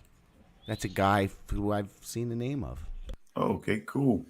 I just want to see do you guys actually you say you did Damian, you say you didn't have much to say on this recent slasher installment. I mean, you theorized to try to get through it on this particular Shenanigans episode. Do you still want to do that? Out. It'd be perfect Go time on, for me out. to get my rocks on and finish editing that film. Okay, if that's because you don't want to be here for this, or you didn't watch it at all. No, I was just when I went to go clean my finger, I was thinking I was stuck like, it in my ass and had to clean it again. And then after I cleaned it again, I was thinking. Right after the second cleaning, I was like, I really probably should get back to editing this thing. I've got 4 days left and 3 pretty extensive phases left for it. Initial cut still needs to be done. Look, it was like almost 4 hours. It's an hour and a half of it is locked, and then it's still like 2 hours and 35 minutes or something like that. So I've got about an hour still to lock. It'll probably be chopped down to like 30 minutes, 20 minutes at that point. But so total hour and a half, somewhere 80, 90 minute mark. But then after that edit, then I got to do the visual edit. And then I got to do the score and sound effects edit and shit. So, and I got to get new lines and stuff for certain parts because we did a lot of laughing. Oh, we laughed and we laughed. We laughed and we laughed. Burp. Just a few lines. I admit to some small intermediate laughing. You were fine. You were fine. The fucking chicken, though. I just, Damian was fine. Whedon was fine. Yeah, I thought for sure I was going to be a problem. No, I've had no editing problems. I was trying to be, I was trying to cover it up. Let me say this. I've had so many editing problems, and none of you guys were any problems at all. I think I think toward the end I finished strong as Luke. I think I finished pretty strong. I think I kind of really kind of got his guttural. I think he really got his gut. I gotta go, guys. I kind of got to go for an hour. You know, that's what I hear. Yeah, it really Lodi. was in a Parnassus way. I'm sorry, I can't let this hang. You guys converse well with each other. I can't wait for the Halloween special, and I can't wait for you to see it. I can't wait for everybody to see it. It's going to be exciting, and maybe I'll show up again on that other show where you're known as Mike's to promote it, but maybe not. Maybe it's officially done. Spoiler alert that only 2 people here even know what I'm talking about. But hey, he's our only audience right now, so I mean, catering. Well, thank you. I mean, and I would say this: I would love to take the credit. I would love to take the credit that I brought these guys out and helped them. And Then do it. I would love to say that, but no, I would say that honestly, it was just putting them. I always felt like, especially with Charles, like he is not as verbose, perverse, asshole like as Jim and I. Okay, take away verbose, and you're correct. Take away verbose. Verbose is definitely a Whedon descriptor. Really? Not us? This man, you unleashed this man on a topic that he has words on, and you're getting all those words. But that was the point that I was getting to. That was the point that I was getting to. But when it comes to the more, now he's not, you know what? Now he's gotten better. I would say a little bit. I would say that we could take a little smidgen of credit for him being more willing to deal with the more racy shows and content and ways that we tend to act. But I always felt like you get him in a situation that's in his wheelhouse, yeah, you'll get some great content out of him. That's why I had no fucking doubt that the Saturday superhero extravaganza would work like fucking gangbusters. I had no doubts. 20 years later, that show. Look, Whedon, now's the time to go through it. And you know what? TEE TV even maybe needs to do something, a spin-off or something. But it just has to happen at this point. The Saturday superhero extravaganza. But didn't I try to get you guys to call it something with an S, like spectacular or something? But you guys are much better. SSE just it popped. It popped for us. SSE, it popped. I don't know. It popped for us, man. For Nazi us too, sex club. It popped. Fine. The SSE. The SSE. But yeah, I think you guys at least got to do a one-off special of that at some point in this world. There's no bitch is going through my wallet right now, pulling out all my cash, going like this. That's what I look over to. Well, I mean, you always got to be like, "What the hell's going on?" When you're just sitting here, just minding your own business, and there's a woman who's literally got your entire wallet pulled out and is literally counting up all your fucking cash for what reason? Don't even know. Is she cutting the still small eating bills? that bowl of chili? No, that's completed. Okay. But Jim, what's the content now that we would? The CW just had this smorgasbord of content that we could just. Not anymore. I know, yeah. This is the thing, and here's my prediction for you, who care about this type of shit. MCU phase 4 or 5. What was the TV phase? Well, TV and movies are all in the same phase now. Yeah, well, that's what I'm suggesting. The next phase is going to be back to the theaters. Reason being, and again, it is all politics. Television is not doing so great. Movies are. People are going out to the movie theater experience, despite what Netflix guy, Serratos or whatever, is saying. People are still really hitting the theater. Terrifier 3 proves it. Really proves it. In fact, adding to my speculation, Terrifier 3, which was not a good movie, in my opinion, I didn't like it. I'm going to watch it again, so I'm holding my opinion, okay? I wait for 2 times. But anyway, I think it's a really good thing for movies because it showed that the genre crowds, the niche audiences still come out. Look at it. Every insulated audience Like when Louis C.K. came out and self-released the thing after his cancellation, huge. All of these self-released, away from studio things, they are really profitable for the creator. And if it's profitable for the creator, then they can create more, right? And they can put out bigger and better things. Even if you look at Kill Tony, right? It starts out this tiny little niche audience on a fucking little table in a theater, grows to doing fucking Madison Square Garden and shit. You could just do bigger and better with your tiny little audience. Joe Bob's jamborees that he does, the drive-in jamborees, it proves the niche will come out and pay. So now these big studio movies, they're going to start to go away because they're not going to be as profitable. Again, Terrifier 3 versus Joker 2.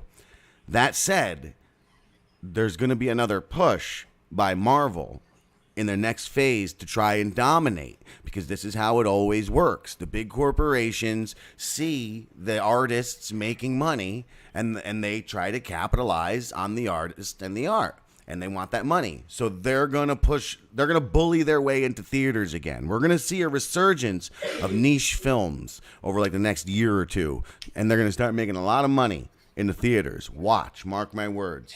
Then we're going to start seeing the big tent poles trying to fucking take over again. And they probably will, because the culture will have been convinced the theater experience is what's doing it, not the niche artists' work that they're coming to see. So yeah, you're going to have a lot more big Marvel movies to talk about, is my long-winded answer to that question. Yeah, but of the Marvel movies that they've released trailers for so far, which as far as I know, they've only released trailers for 2, which is the Thunderbolts and Captain America 4.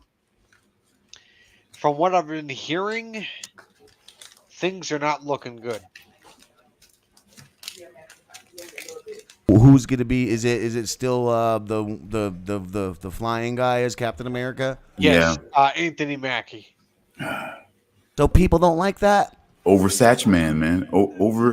Oversatch man. It's not just that; it also comes down to Captain America 4 has gone through several reshoots, and that created. Didn't he spend like a stupid amount of money on it, like 400 million or something insane? Yeah, something like that. Yeah, but it's mostly the reshoots that were also a problem with Captain America 4, which created some issues with the production.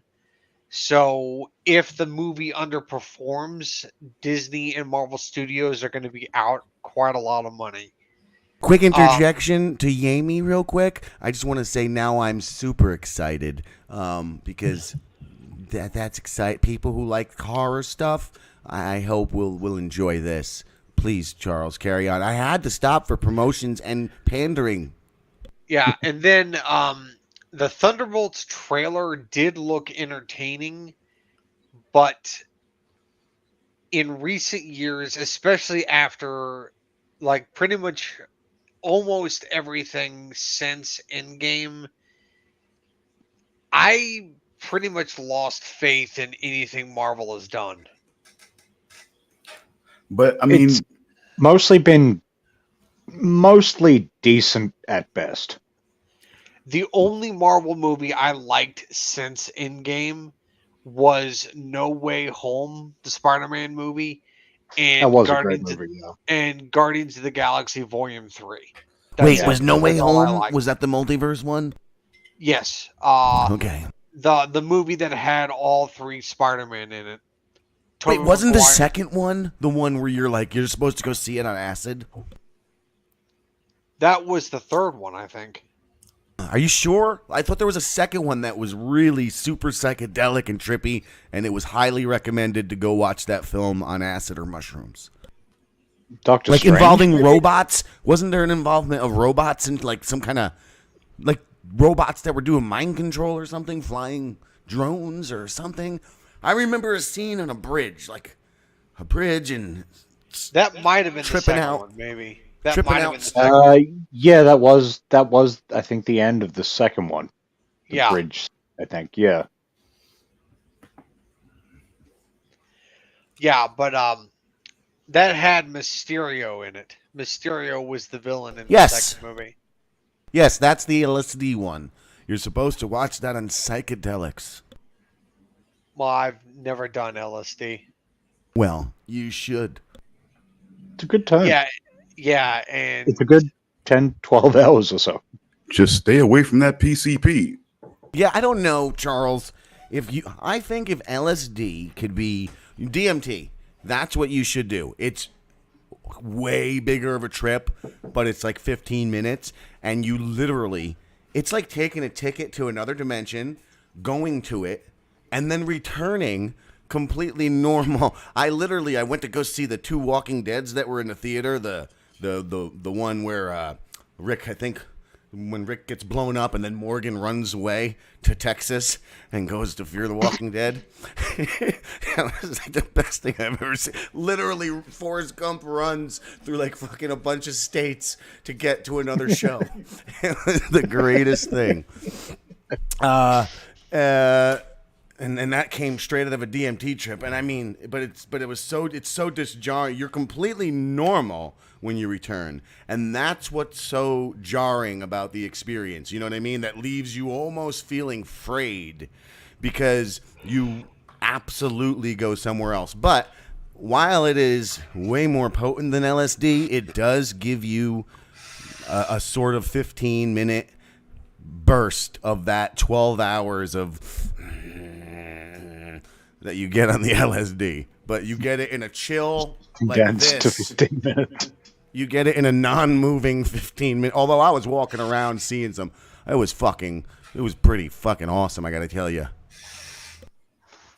There's a fucking spook parade going on outside my house, by the way, you guys. Like, So I no, can hear all this like- whoa and fucking noises.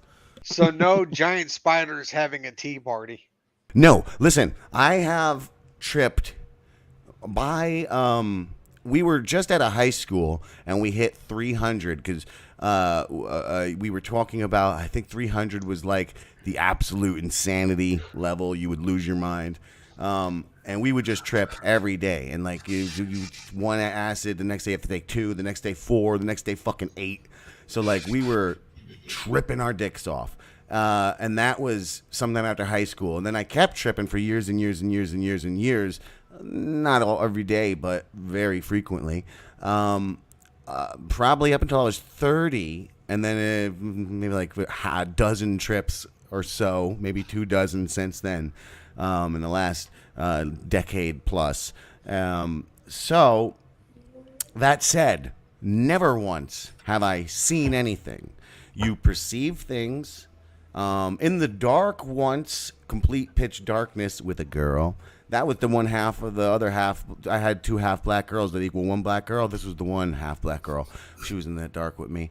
We were in the dark, and the whole room turned into like an underground fucking water tunnel with fucking pillars and shit. But it's not really. These seeing. fucking girls in the That's Underground Railroad. Oh my perception. god. Oh my You god. say what now? We are not back in St. Olaf. I had sex with 2 half black girls. That counts as 1. In the Underground Railroad. Oh my god. And since I haven't had a full one, I'm still allowed to have sex with a black girl, and it's not cheating. Is DMT Wait. the one where a lot of people have claimed to have seen the same entity? Oh yeah, you see, yes, it's all fully repeated, but also mushrooms as well. If you take over 5 grams, if you take as much LSD in a moment as I have, look, dude. Let me tell you, you want to know how much LSD? The answer is yes. You'll encounter these same repeatable entities on all the psychedelics. Mushrooms, very in specific, or in particular is what I meant to say. But shit, what was I gonna say? The amount. One time we're doing sugar cube acid and we were doing ecstasy, and I remember I took the 1 cube and I ate a cube. We all did, and then we go away, and I'm like in this laundromat, and my one friend runs up and goes, "Yo, take this. Don't say nothing to Bobby." And then he goes away, and then Bobby comes up to me, yo, take this, but don't tell fucking Joe, right? And then, like, literally, the two guys did that. So now I'm eating fucking 2 more cubes, and now the guy who's selling all the cubes fucking runs up to me, yo, take this, don't tell Bobby and Joe. Now I take another fucking cube, and now these are supposed, he had 2 he was selling, 3-hit cubes and 9-hit cubes. So we get upstairs to the hotel, we're all fucking playing our music and shit, chilling out, and fucking this dude turns white, and he's a Latino, so he turned like he was a bright white, and goes like shaking. He's scared. He goes, "Oh my God, guys, I fucked up. We didn't take the 3 hits. We took the 9s." So like right there alone, and then plus we were popping all these ecstasy pills on top of it. And even that night, Wait, 9s as in the equivalent of 9 tabs? yes, per? 9 tabs per My cube. God, I've never done more than 2. So And I that had was three 3 something. 9-hit cubes plus I think like 6 or more hits of ecstasy, like triple stacks. And I didn't see How are you shit. not in a padded room? Like Dude. that's a question I have normally, but especially now knowing this story. Let me tell you something. First, I'll tell you the only things I saw were perceptions. I perceived I was an Oompa Loompa made of mustard in a hallway because that's how the hallway looked. Okay, so like I was like, "What's the hallway, man?" And prior to that, I was staring out a window, and while you can't see them, I just knew there was a parade of witches on a constant procession in the road, and I was like, "Oh my God, they're there all the time." Like it's just a witches parade, like with floats and shit, and they're just like, they are happily on parade, and they're witches, and they're evil, and they're there at all times, and we just can't see them, but I can see them now, even though I can't see them. I know they're there.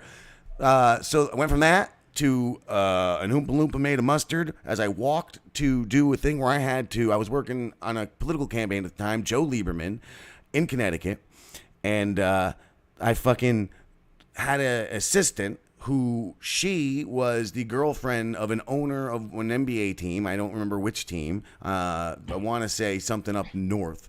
And she was like a big to-do lady. My assistant had to like get pills to wake up and pills to go to sleep, like mailed to the DNC. Yeah, I was working for the Democrats at the time. So like she had all these Batman. drugs mailed to her. Yeah, I was a real Batman. So we were doing tactics anyway. It wasn't even anyway. So the end of the story is she was such a hoity-toity cunt that she, my assistant, needed an assistant. And I said, well, listen, if you can get an intern, an unpaid assistant, fine. She went and got some chick to come from Harvard, this nerdy fucking girl who is aspiring to politics. This was a huge job. Like, to understand the level of opportunity this girl had, this was massive, okay? By getting this position that shouldn't even have existed. Like, I shouldn't even have had a fucking assistant. But anyway, my assistant needed her assistant, so I tell her, you get an intern, fine, no pay. I had to get approved, too, from the DNC to actually make it like a legitimate internship and like so she can have documentation for Harvard. I walk as a mustard fucking made Oompa Loompa down the hallway to the door. I knock because she calls me up. She's like, yeah, she's here. You got to come interview her now. So I go. I don't say a word. I open the door. The two of them are standing there. I walk. You know, in a hotel room, you have that tiny hallway when you walk in with the bathroom on the side, and then the room opens up, right? I walk about as far as the end of that tiny hallway to where the room opens up. They're talking. It goes on for probably 30 minutes, and then I don't say a word, and then I start slowly backing up out the door. I open the door, and I pull a John Lovitz. I'm just like, close the door. Then I stand at the door panicking, like, what the hell just happened? They just know that I didn't say anything for all this time, and they just fucking, they're gonna think I'm the weirdest person in the front. What the fuck? And I'm like, do I leave? What? I start walking backwards down the hallway, away. Next day, I get a phone call about how that was the best interview ever. She was super impressed. She's so excited to work with us. She can't wait. That went so great, and this and that. Blew my mind. But never saw a thing, to answer your question, Charles. Never, ever seen a thing. But you know what I do see? $5 to TEE TV. Press a button. Make noises. Make noises. Thank you, sir. You make me pull, I'll put you down. T. Thanks for giving me something interesting to listen to, guys. Well, thank you, yay me. But as we say here, while it's We should, all very... we should keep that in mind for the future. Bongo is super chat. Fucking, you get a super chat. Play that. Well, we should, but that also does go away from the opposite of what I say.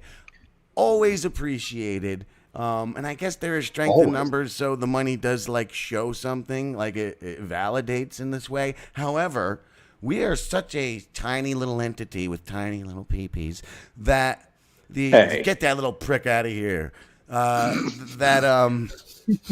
What is more valuable is always your viewership, and word of mouth as well. Your viewership. We need an audience. Though we do appreciate your dollars, we wouldn't want to bilk the two people. It's almost dirty, is what I'm saying. Well, you got to take money from the two people the watching. whole bottom half of that one. Yeah. Well, you know, nostalgia. Is Alpha time. Podrounds ever coming back? Well, I guess spoiler alert. Nerds Are Talking, I think, is finally going to happen. The spin-off of Anthony Zenhauser, Pat Dixon, and Richard Kish's Men Are Talking from the Shuley Network, the official spin-off. Nerds Are Talking, I think, is finally going to happen to replace Alpha Pod Rants because Mr. Beta Poo Pants, Luke of the Bind, Lucas Hunton, he... There's so much Star Trek happening! There's so much Star Trek happening! And we can't talk about it! Like, more than ever in history now, right? It's insane! The origin of Halloween. So this is not just a cheap pop, but I actually wrote on the origin of Yeah, Halloween. no, there's not a reason he's got mainframe behind him and now it's in front of us. Yeah, it's not a cheap pop. Go on, please. Do it, please. This is an insurrection! Or something. I have an insurrection. This is what I heard. My ears are bad. But Maybe, but we understand you, Damian, and appreciate you admitting. How dare you? maybe you'll like this one better. I'm terrified of what's about to happen. Maybe you like this one. Ah, memories. What happened? I don't see nothing. Why is Damian a nasty bitch and I'm just noticing it? I've been a nasty bitch for weeks. Damian did Talvanda. Nasty bitch, how you are doing? Oh, sorry. You don't see my background, Jim? Oh, I see it. And I was waiting for something. I forgot about that. Come on us. I did. I forgot about that. That's crap. What was her name? Shit. Talvinder. Talvinder. That's It right. was Talvanda. Yeah. I just kept hearing it as Talvanda. Yeah. She was from the second installment, right? Yes. Yep. Yeah. So I guess And she was a nasty bitch. Yeah. Oh, I'm like, okay. Now, okay. Mm-hmm. Look, I had just rolled out of bed, if you can't tell, into this program I saw was happening. And I can tell. See you. And I completely forgot the circle while you guys were talking about this nasty bitch. Yeah. Yeah. Victims, aren't we all? Uh, Are you going to hit the Frankie when's the podcast ending now? I said, are you going to hit the Frankie when? Oh, we don't even have that one anymore. Thank God. yeah. That was the worst. All right. all we have is a Frankie hat. Yeah. Well, I think I've overstayed my welcome. I was trying. What's the word when you crash a party? You just got here. No, I got here 2 hours ago. I really should get back to work on this We Halloween went like the special. flaming Batman. Yeah, I know. I'll be a Batman if I keep staying. So let me not be a Batman, and let me scoot out of here, observe my home and family, and see if they even still exist or are alive. Who knows? Then get to work on this Halloween special. Una fame di dente. Hey, Jim, Yes. don't be a Batman. It's kind of hard with you boy wonders around here. That's just what a Batman would say. Gazoo! Good day. Good day, sir.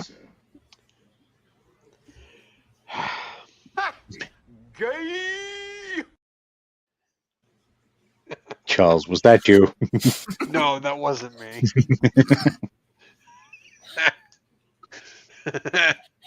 Look, I don't have access to any of like the clips or anything like that. I got no access to it. What you mean you don't? I don't. I'm not. All I have access to is the private chat and the comments. That's it. Well, I totally Stone, do. what do you have access to? I totally have access to that. I was doing all of that. That was all me. you. That was all me. Are you doing lying right now? This nasty bitch can kind of tell. I'm doing it all. All of those clips were me just now. So don't be. Yeah, but no, I'm telling you, that's not me. That is 100% not me. Because it is very you. I know that. I mean, I'm the one that found that clip. Just One saying. of the most useful clips of all time. Yep, I'm aware. But no, it's just that is not me. I wish it was me, but it's not me. Oh, we'll have to right. fix that. No, truly, all me those times. But all right. Since we don't have a lot to say about the installment of Slasher, I guess we're gonna drop this in the Shenanigans. But I will say, the outer members of the Galloway family, it kind of took me. It's kind of like that energy kind of took me back to you. With the female that was, the African American female that was in you. It was like it's this energy of I'm going to work my way into what I view as white world, and then proceed to be bitter about the whole affair. It's just weird. It's just weird to me. Oh, you mean Grace? Grace and Birgit. Now, for anyone who may have just checked in, or either way doesn't know what the fuck we're talking about Slasher season or installment 4. Flesh and Blood. Which, full spoilers, because I got a couple things I want to bring up that it's going to spoil stuff. Okay. But that was my first thing, just feeling like, come on, because at first, initially, I thought that Birgit was actually sleeping with the main, the main man, of the situation. But I thought for sure it was Spencer. Thought for sure it was she was banging Mr. Cronenberg. Like I said, leave it to him to take sort of like waning material and ramp it up, in his own creepy, way. He just knows how to do it. I mean, that's what made fucking Nightbreed so great. I think Nightbreed in anybody else's hands might have been looked at as, as fucking hokey, but in his hands, it was basically, it was hope with an overall bit of dread and creep to it. It just, I gotta admit that. But pretty fucking good, I gotta say. Did you happen to see it's a movie I recommended Charles a little while back. Damn it, I can't remember. It had the chick who played Fragile in Death Stranding and Viggo Mortensen. Trying to think of the fucking title. Shit. It was a Cronenberg movie. I'm trying to remember. Yeah, it came out in like the last year. Yeah, I think it was last year. I think it came out. Lea Seydoux is the name of the actress you're Lea thinking of. Seydoux, yeah. Yeah. What's the damn movie title? Crimes of the Future, I think. Crimes of the Future, yeah. That was very Cronenberg, but yeah, it was an interesting movie. It was about these this couple, I guess, who does surgeries as like an art project, like public surgeries. Yeah, I can't really say too much about it, but very interesting movie. And also, his son made a movie with Alexander Skarsgård and the brobe without eyebrows, Mia Goth, called, blanking on that title too. It was about Alexander Skarsgård and his wife going, or his girlfriend going to this vacation resort, and shit gets wild from there. Okay. So it definitely runs in the family. They both definitely have that sense about weird, unsettling shit. Okay, so it's called Infinity Pool. Infinity Pool, yes. Yeah. Mia Goth was annoying as shit, but the movie was interesting. Very interesting movie. I think movies. Was he actually in those? Cronenberg? No. Yeah. See, I think the movies get a little something extra when he's actually in them, or content is they actually get a little something extra when he's actually in them, and things like that. Like, I didn't realize until this that he was actually an actor. Then I looked back, I'm like, oh, I've seen him a bunch of times in things. Well, quite often bit roles in his own movies, but he was still in them.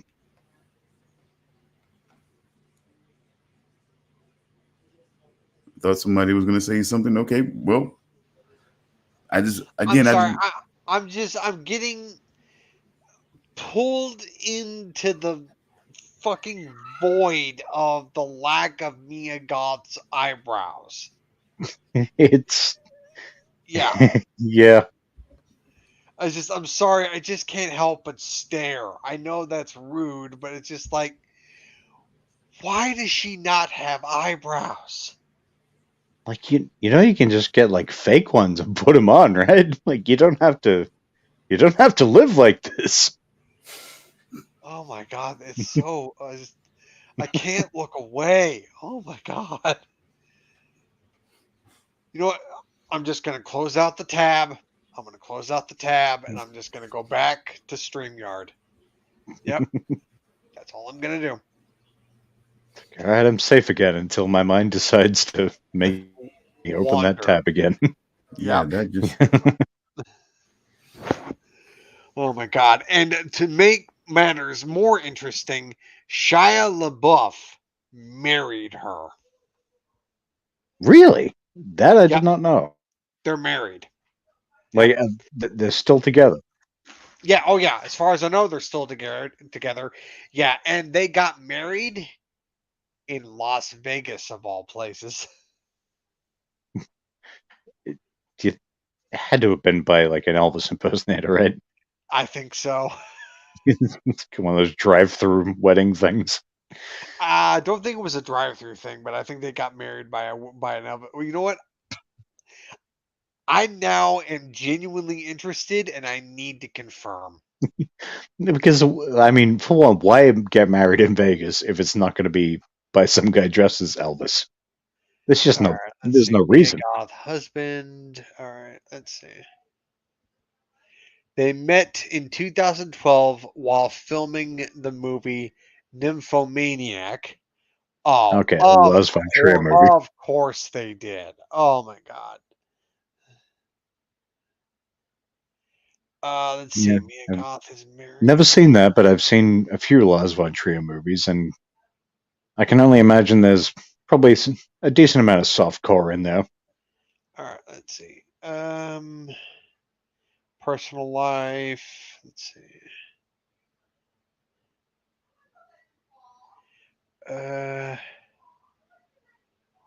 Have you seen any of that? What's it? Ti West. I think the last one that came out was Maxine with like 2 or 3 X's. Oh, you're talking about the X trilogy thing where Yeah, have you seen any of those? No, I haven't seen any of them. Nope. Yeah, neither. Like I've seen, like it's one of those things I've seen pop up a bunch. It seems like people like them. I have no idea what it's about. Stone, have you seen any of the Ti West? What'd you call it? X trilogy? Yeah. Yeah, the X trilogy movies with Mia Goth. Oh no. Damian, you hit it right on the nose. What? Really? Drive through with Elvis? No, it wasn't drive through, but Goth and LaBouffe they appeared to get married in Las Vegas ceremony officiated by an Elvis impersonator. Yeah. You got it. Why else are you getting married in Vegas? Yep, they did get married by an Elvis impersonator. Yep. Of course they did. Wow. Because my sister and her fiance went to the U.S. last year. They went to Vegas, and I said to my mom, "I was like, do you think they got married with an Elvis impersonator?" And just didn't tell anybody. Is this you saying LaBouffe and the Mia Goth? Yeah, Shia LaBeouf and I didn't know that. But Yeah. I was gonna turn my camera back on, but then I saw what it was stuck on from when I shut it off and had to stay. Somebody asked about the 2 movies, X and Pearl. X was decent. Pearl, I mean, X was pretty good. What the fuck is happening? Pearl is really good. The fucking, I don't know. Things are opening and closing over and over. Ding, ding, ding, ding, ding. What the fuck is going on here? I have no idea. Anyway, okay, I made it stop. I just jiggled wires. Anyway, Maxine, however, this is why I came back. I don't know if you've seen these, Damian. Is that why you asked? No, I haven't, but I've seen people talk about them a lot. It seems like something could be worth checking out. Definitely watch 1 and 2. 3 has been out forever because again, 1 and 2 are good. 2 is better than 1 in my opinion. It's like a weird Wizard of Oz retelling, or theme thing. Anyway, 3 though, Maxine, I just can't seem to get interested in. I have no reason to watch it. I can't. I keep saying that it just didn't stick the landing for the trilogy with that one. It's just kind of it's like, who cares about this bitch going on to fucking pornography and her trying to be a film star? Like, yes, it does follow the theme of the old lady, but this whole introduction of the Night Stalker, again, I haven't seen the movie, so I cannot judge. I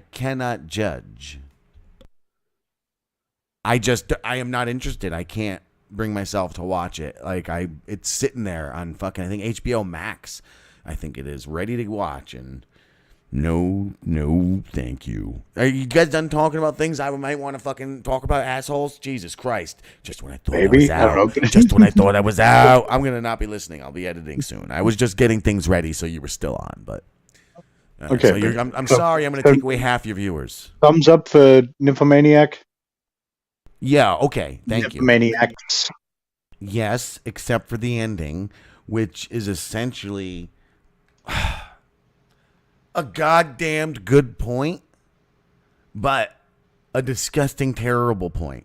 Because I don't think you should ever sympathize with a pedophile. However, it seems Lars von Trier's fucking final thoughts in this movie turned into, isn't a fucking inactive pedophile who doesn't do pedophilia? Isn't that a suffering, tortured person who should almost be looked at in a hero light?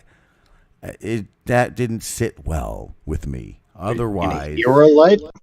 that their actions are in and of themselves heroic, that they're fighting this inner demon of Okay, yeah, pedophilism. you had me up until that last one. I'm like, yeah, that is just a very tortured, mentally unwell. Maybe he didn't say hero. Maybe he was just. No, but that's the vibe it sort of gave off. I feel that it makes not like a tortured, tragic character is in of itself a hero. If you're battling your inner demons, that's a heroic thing. You're waging a war. And this character was waging a war against their inner pedophile. Or I don't even think he was a pedophile. I think maybe he was like a lady raper. And he was gonna I don't know. This is just I haven't seen the movie in years. This is just something I think maybe was hiddenly veiled. Maybe the chick was about to be murdered, or maybe she ended up in the hands of a former murderer who is no longer murdering, and he used the pedophile thing as an analogy. I don't remember, but Uma Thurman did a wonderful scene in that film. She has a wonderful performance, just masterful acting, let me tell you, in her performance. From memory, the cast in general was pretty stacked. I feel like there's a lot of great actors in those. Oh yeah, the cast was great. Now, I can hear you typing, Damian. What's going on here? I don't even have a keyboard. Not true. Not true. What? Why would I say such a thing? But that does lead into my last question before you go back to doing the work. Was it was either movie as sexy as Antichrist? Oh, let me tell you, when death metal is blaring and this woman is just beating the living shit out of her vagina, your cock will be sore. All right. She just tortures that thing. Let's see. I was about to ask me. Sympathy for a pedophile is confusing to me. I will never call a pedophile a map at all. I don't even want to say those three words. No. I'll abbreviate only for the sake of you wrote them. So thank you for writing what we can't even say. But don't want to say. We can, don't want to. Yeah, is that how it ending? Is that how it ended? Forget my extrapolation about maybe the guy was a killer and it was all a metaphor. Although, also ponder that, think upon that. If you've seen it somewhat recently, is there any maybe validity to my theory here? But yeah, is that how that was how it ended, right? I didn't know I had to do with. I didn't know I had to. Did you only see Volume 1 and not Volume 2? Is it because it's a 2-part? It's like a fucking 6-hour movie or some shit. There's 2 parts. I think there was a cut of both together. I think I could be wrong about that. I would have to give it a look. Again, I don't think it was too long. I'm not of this new mind where apparently long movies are not at all working at all. At all. I had to say it 3 times. Like some of my favorite movies are close to 3 hours. Yeah, but you're a Batman. I am a Batman, but I also love the movie Casino, which is like 2:59:59 or something like that. Well, I mean, so they said don't make a 3-hour movie. Doesn't mean it's good.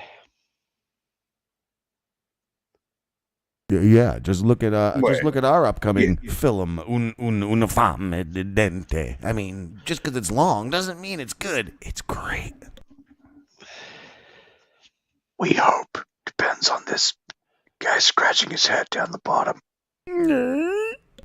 Well, I mean, I went to see a movie that was like, I don't know, like, actually, come to think of it, I can't think of a movie I went to see that was at least 3 hours long, and I felt like I wasted my time. Most bad movies I've seen that were at least 2 hours long, I somewhat enjoyed. Oh, well, We Have a Ghost must not have been 2 hours long. Hey, look, I got some semblance of enjoyment out of We Have a Ghost. Some semblance. For those people who want to jack off the David Harbour, I guess so. Oh my God. Look, David Harbour is not a terrible actor. He's not. He's a terror. His team has terrible choice in content, or they think he's like fucking the Larry Bird of fucking like, you know what I'm saying, white actor content. Like, you put him in it, it's gonna work. He's gonna do it. You're gonna win a ring. I mean, he just needs to hire a better team. Because he picks shitty. I mean, like, I don't know. It was pretty long, Jamie. Just volume 1. Did you see? I'm sorry to interrupt that there, but did you see? I got to get back to work. Did you see the Nymphomaniac movie, Stone? No. What? No. Hold on. I think I seen one. You talking about the one with fucking what is his name? The guy from the Prometheus movie. That's the one, right? I do not know. Oh, I mean, there was a lot of people in Prometheus. Like, you're gonna have to narrow that down. Tom Hardy. Yes, narrow it down to more than just penis. What the hell? Tom Hardy was not in We're Prometheus. really trying to figure this out right now, man. Oh wait, he was not in Prometheus. Wasn't he in like the first 20 minutes? He was in Prometheus. He wasn't. No. Tom Hardy Are you was sure? not in Prometheus. I'm sure. I've seen Prometheus several times. He played that movie. He played the fucking cyborg or whatever. That was Michael Fassbender. Yes, wasn't he in the Nymphomaniac movie? Was he in one of those? No, maybe Fassbender it might be, but I do not definitely know Tom Hardy, and I believe Tom Hardy was not in Prometheus. That was Michael Fassbender. Yeah, so that's what I'm saying. Was Michael Fassbender in one of the Nymphomaniac movies? He might have been. Let me Google it. And the scene with her whipping her There's vagina. Logan Marshall Green, who kind of looks like Tom Hardy. So he's Never mind. Okay, you're talking about the other movie. Yeah, still. Yeah, The vagina whipping is the ending. I believe that goes into death metal, or death metal is over it. I believe. Been a long time since I watched that movie. This is gonna be in my Google now. I'm gonna private window it. I don't like dirty words. Fucking Batman. You just like talking about Yeah, it's a difference. Oh, so it's not an O, it's the two little symbols. Okay, so that would you. Anyway, what are we looking for about this? Michael Fassbender's? Yeah, Yes, I thought he Michael was in one of the Fassbender. Nymphomaniac Alicia movies. Vikander's husband.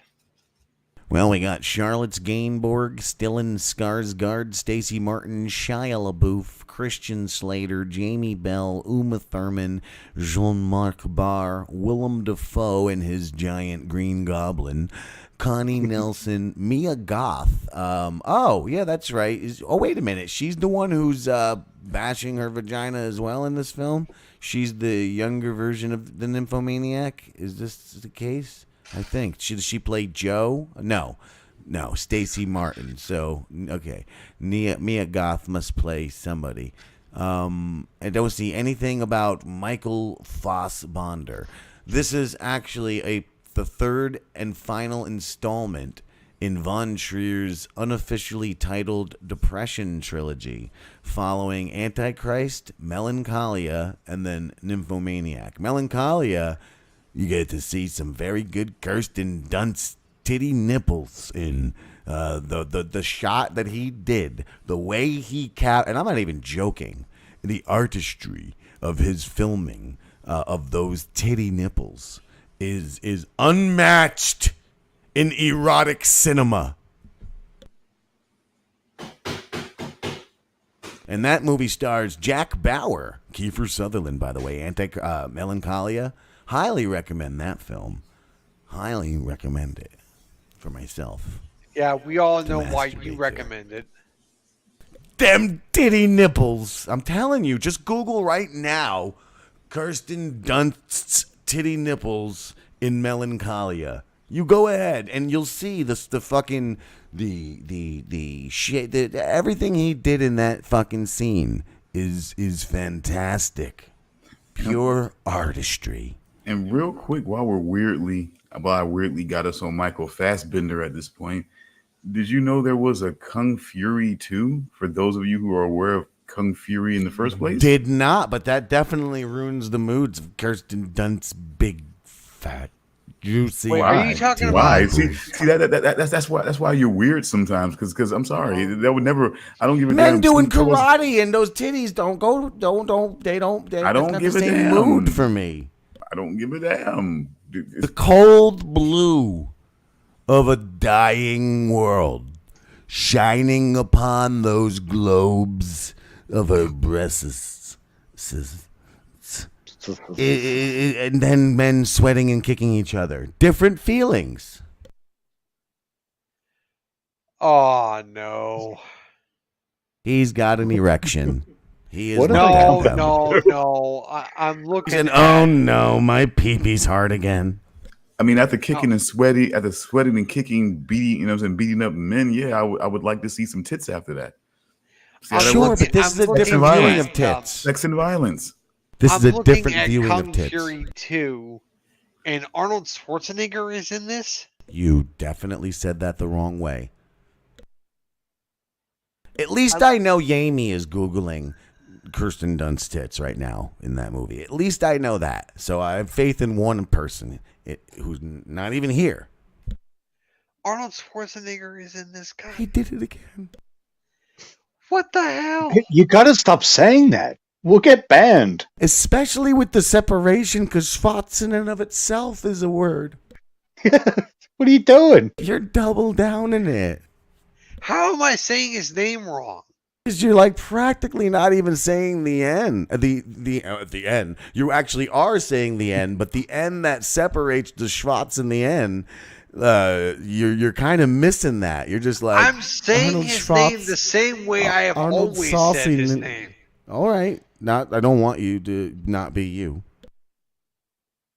I Please would say it never again for advocate. clarity. Now I'm not sure if I should. You shouldn't. Don't even. Because you know what? Then you were wrong. you might accidentally correct it. So let's just move on. Boy, that scene with her whipping her vagina, huh? Mm-hmm. What a movie. What a movie. Gracious. All right, we have confirmation from Yami Yaminez, who has seen those jiggly juicers. They're a great set of tits, he says. But what about the way they were filmed? That moon, the encroaching moon, glistening, bathed in blue. Evocative. Evocative indeed. Certainly makes you want to nibble on them, I'll tell you that much.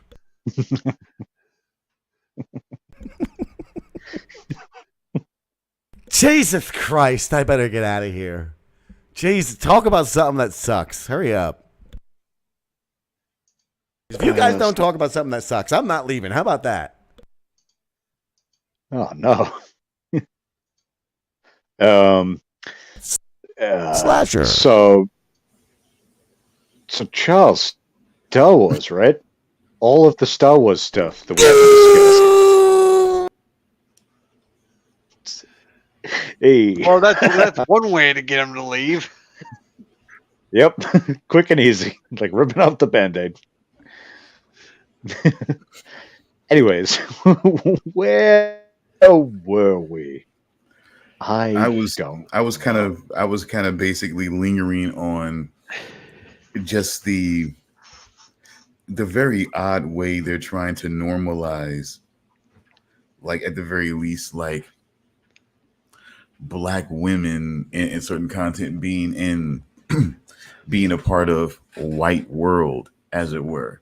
I was just still lingering on that, and just how this whole thing, it just always seems to be this lingering tension to it, and it's like, well, so I mean, and like, so what purpose are we? I mean, like on both sides, not just like I'm trying and it's resistance. Is always like this thing of you don't deserve me, what I'm saying, but I'm staying anyway.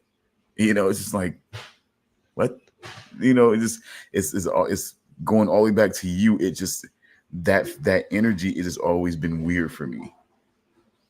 You date a narcissistic, abusive, drug addicted reporter and then like spend your time being the resident, know-it-all, smarmy librarian who thinks that all mainstream news media is, is whitewashing and doesn't care about the black girl, as it were. But because no young boys go missing, but okay, but sure,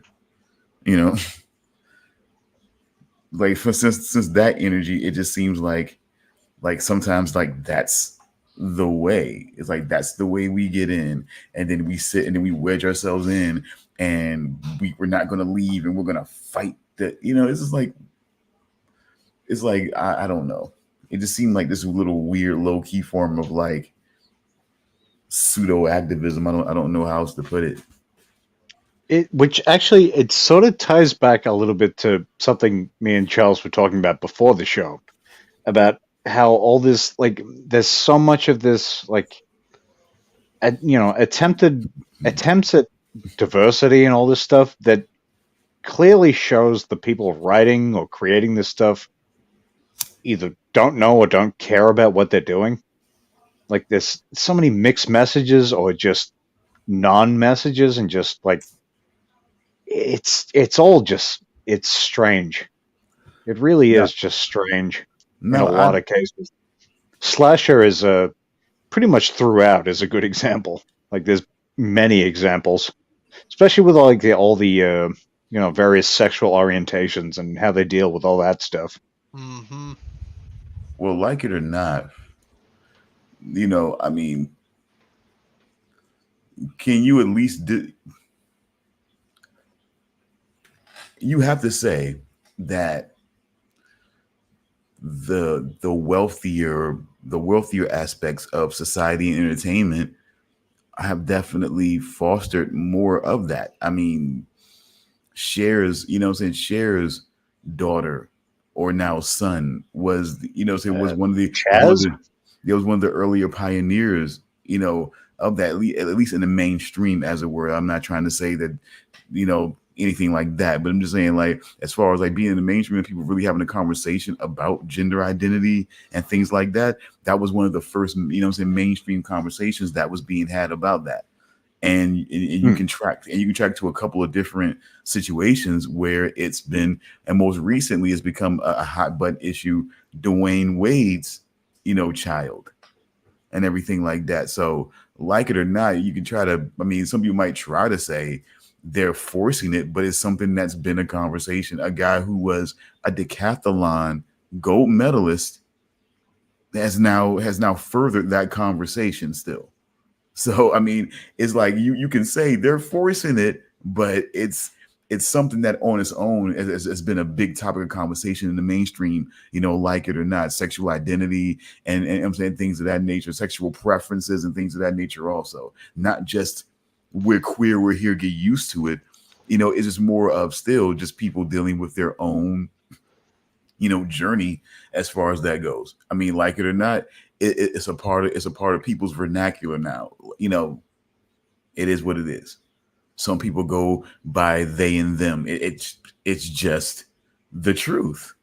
It's not something that's being just dumped on. But I would, I would say even more than that. While we're hyper focused on that, and I'm just saying, like, it's just the normalizing. There's fucking like websites that Black women are like offering themselves up as bed wenches.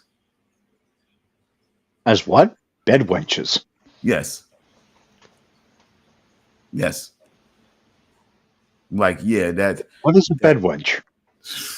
Because my first thought is Django. Okay, so let's just go to Django. For prostitute. Just take it. Just put yourself in the context. Just put yourself in the context of Django Unchained, and you'll understand what that's about. Okay. So it's let's just say the prettier. Let's just say the prettier. No, like, let's just say in the movie, female version of a house. No. Well, okay. Go ahead and finish it out. A female version. I don't want to say the word. It's the female version of Samuel Jackson, because obviously, Don Johnson's not going to fuck Samuel Jackson. But if you had a pretty lady who was in the same kind of position, she would, fulfill certain things at his but there's call or whatever. But there's also maid staff that have been there for a long time that wouldn't just warn that because they're women. I would just say the prettier little maids and girls who are around there were probably, not immune, to that. We're candidates, to be, to be taken into, Calvin Candy's bedroom, so. And okay, so it's not just like one in particular. It's anyone who fits the criteria, I guess, for whatever he's looking for on any particular evening. But very simply, pretty black women. I mean, the fact of the matter is there's a constant conversation, but sometimes I feel like it's misguided. But women, black women especially, are fetishized in a lot of different ways, and mainly for their looks, their bodies, and things like that. And so, like this whole bed wench thing is like willing participants in being with a white man who they're well aware does not like their race overall. So a Charles type, if you will. I'm sorry. Shut up, you Batman. Oh, damn it.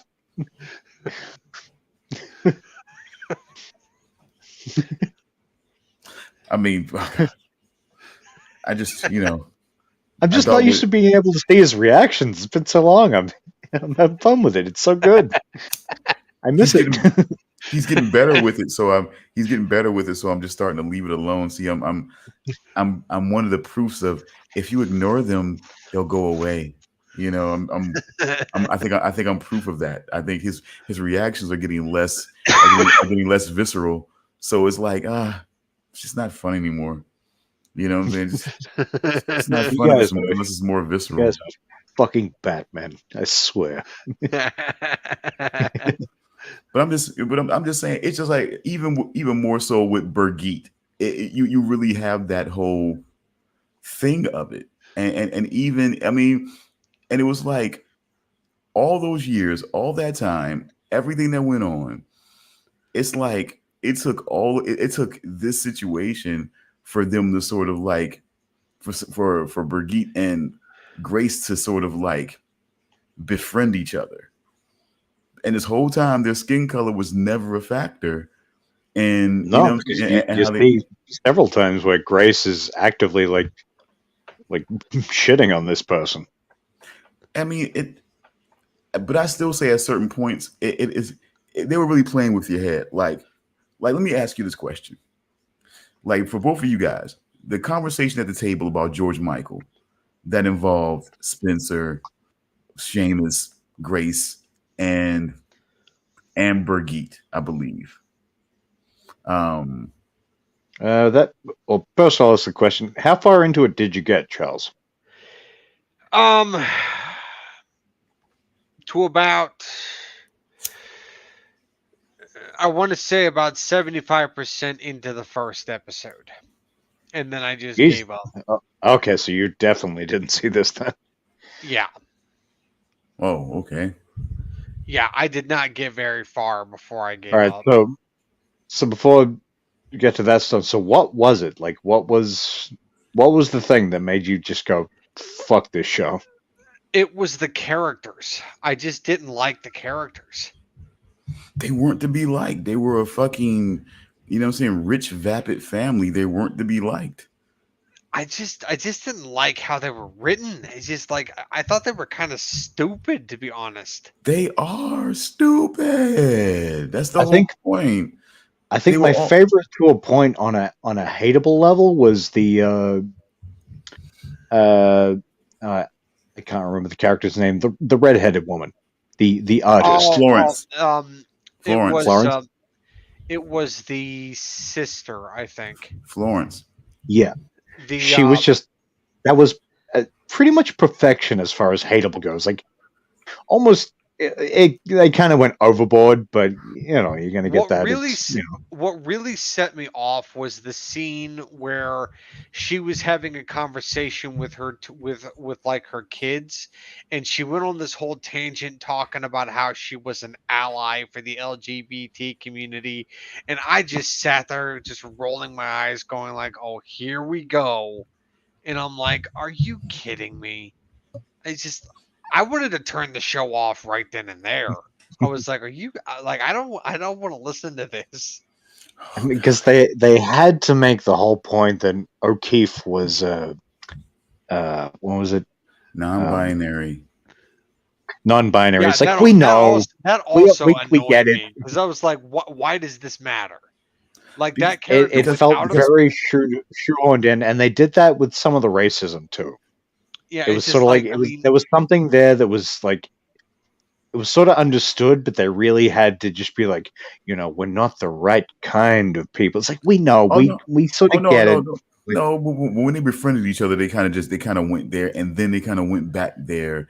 Even when she felt like she had won, you know what I'm saying? She had went there again and tried to go to the person that was the least person that you would bring that shit to.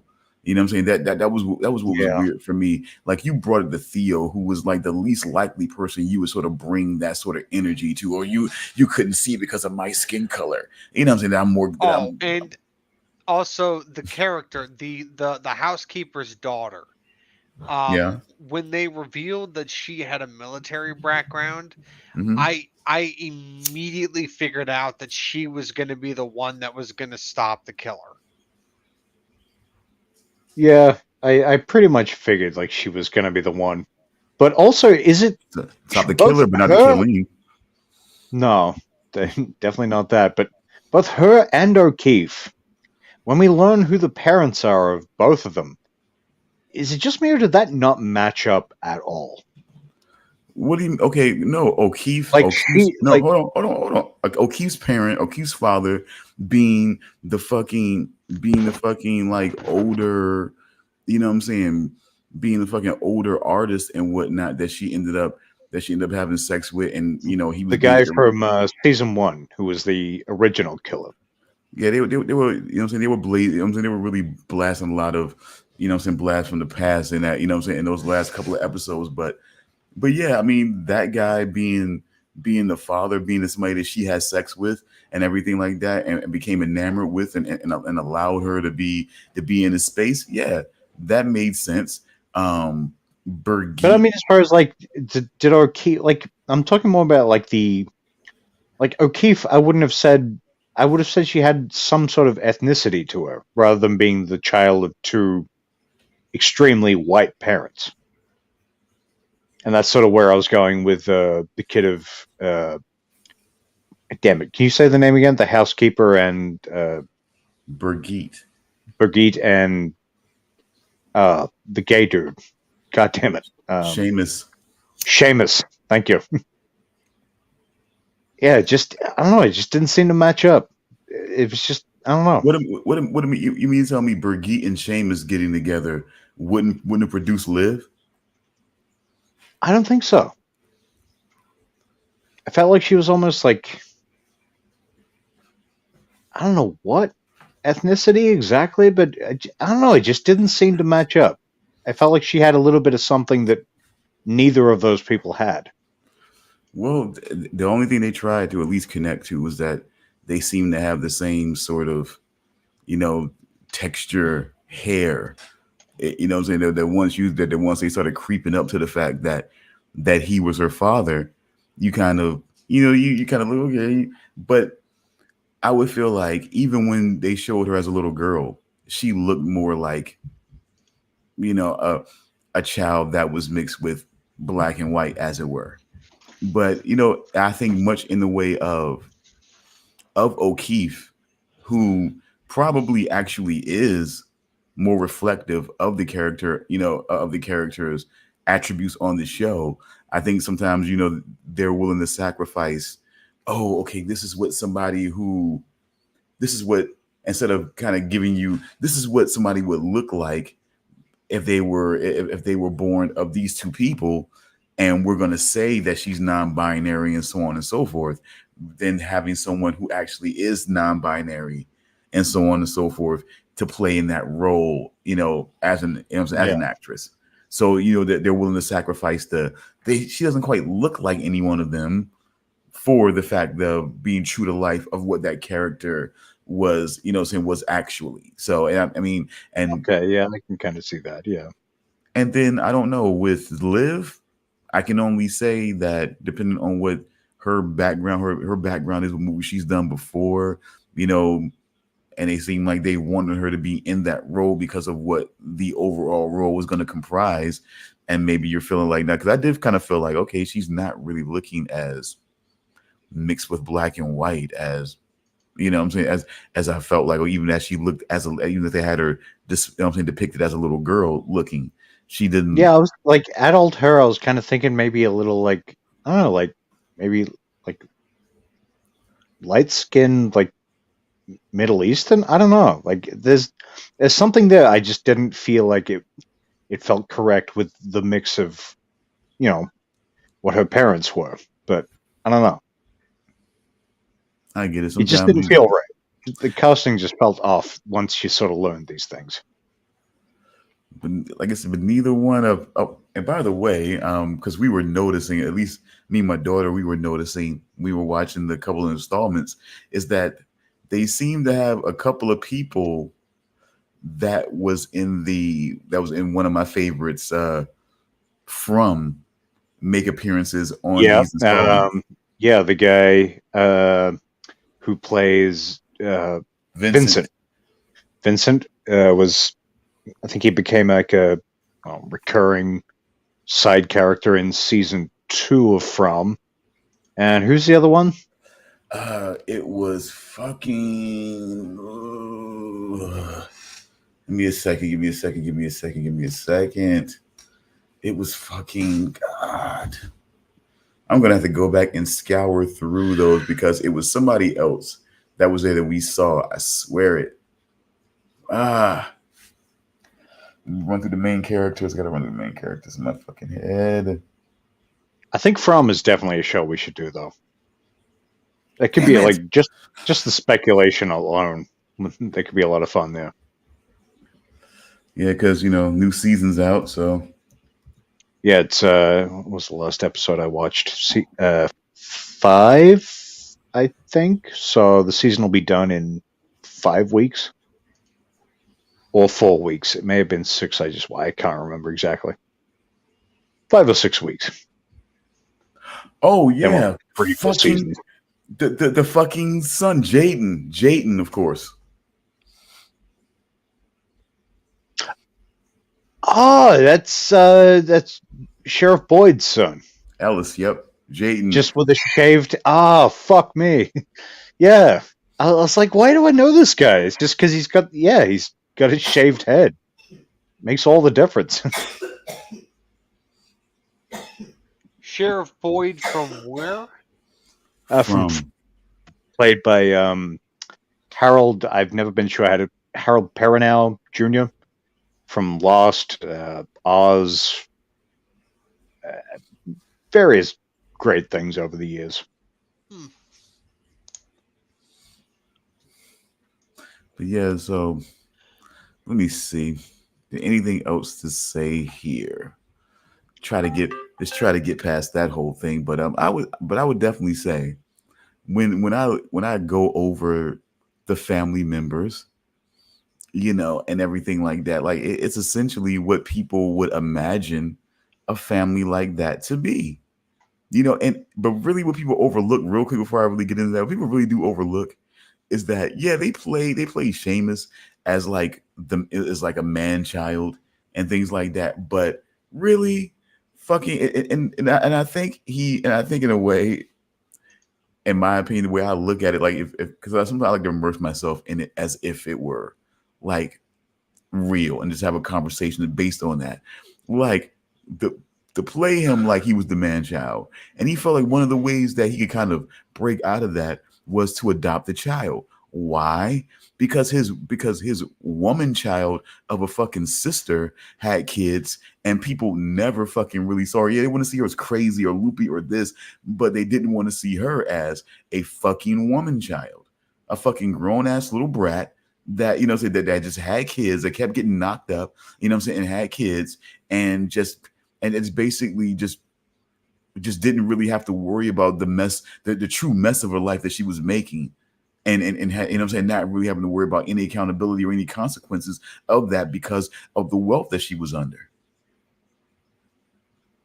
I mean, so most people would really kind of feel like, okay, it's more of what I would think of a wealthy family like this. Fucking new, new woman came in that was under the care of the old wife, always being perceived as a gold digger, constantly fighting with the family and everything like that. Every person that isn't them seems to be a person of color, as it were, except for the guy that the new wife was banging and things like that. So, and technically Jaden was not an outsider technically, because he did have Spencer's blood and things like that. So, but just saying. Do you think the guy who played the boat guy, he played installment 2, he was the guy who got them to the ski lodge, fucking whatever you call that place, the commune? What? The commune, thank you. Yes, to the commune. He was the guy in the first one who was the original killer. And I can't remember. He was in 3. I just can't remember as who.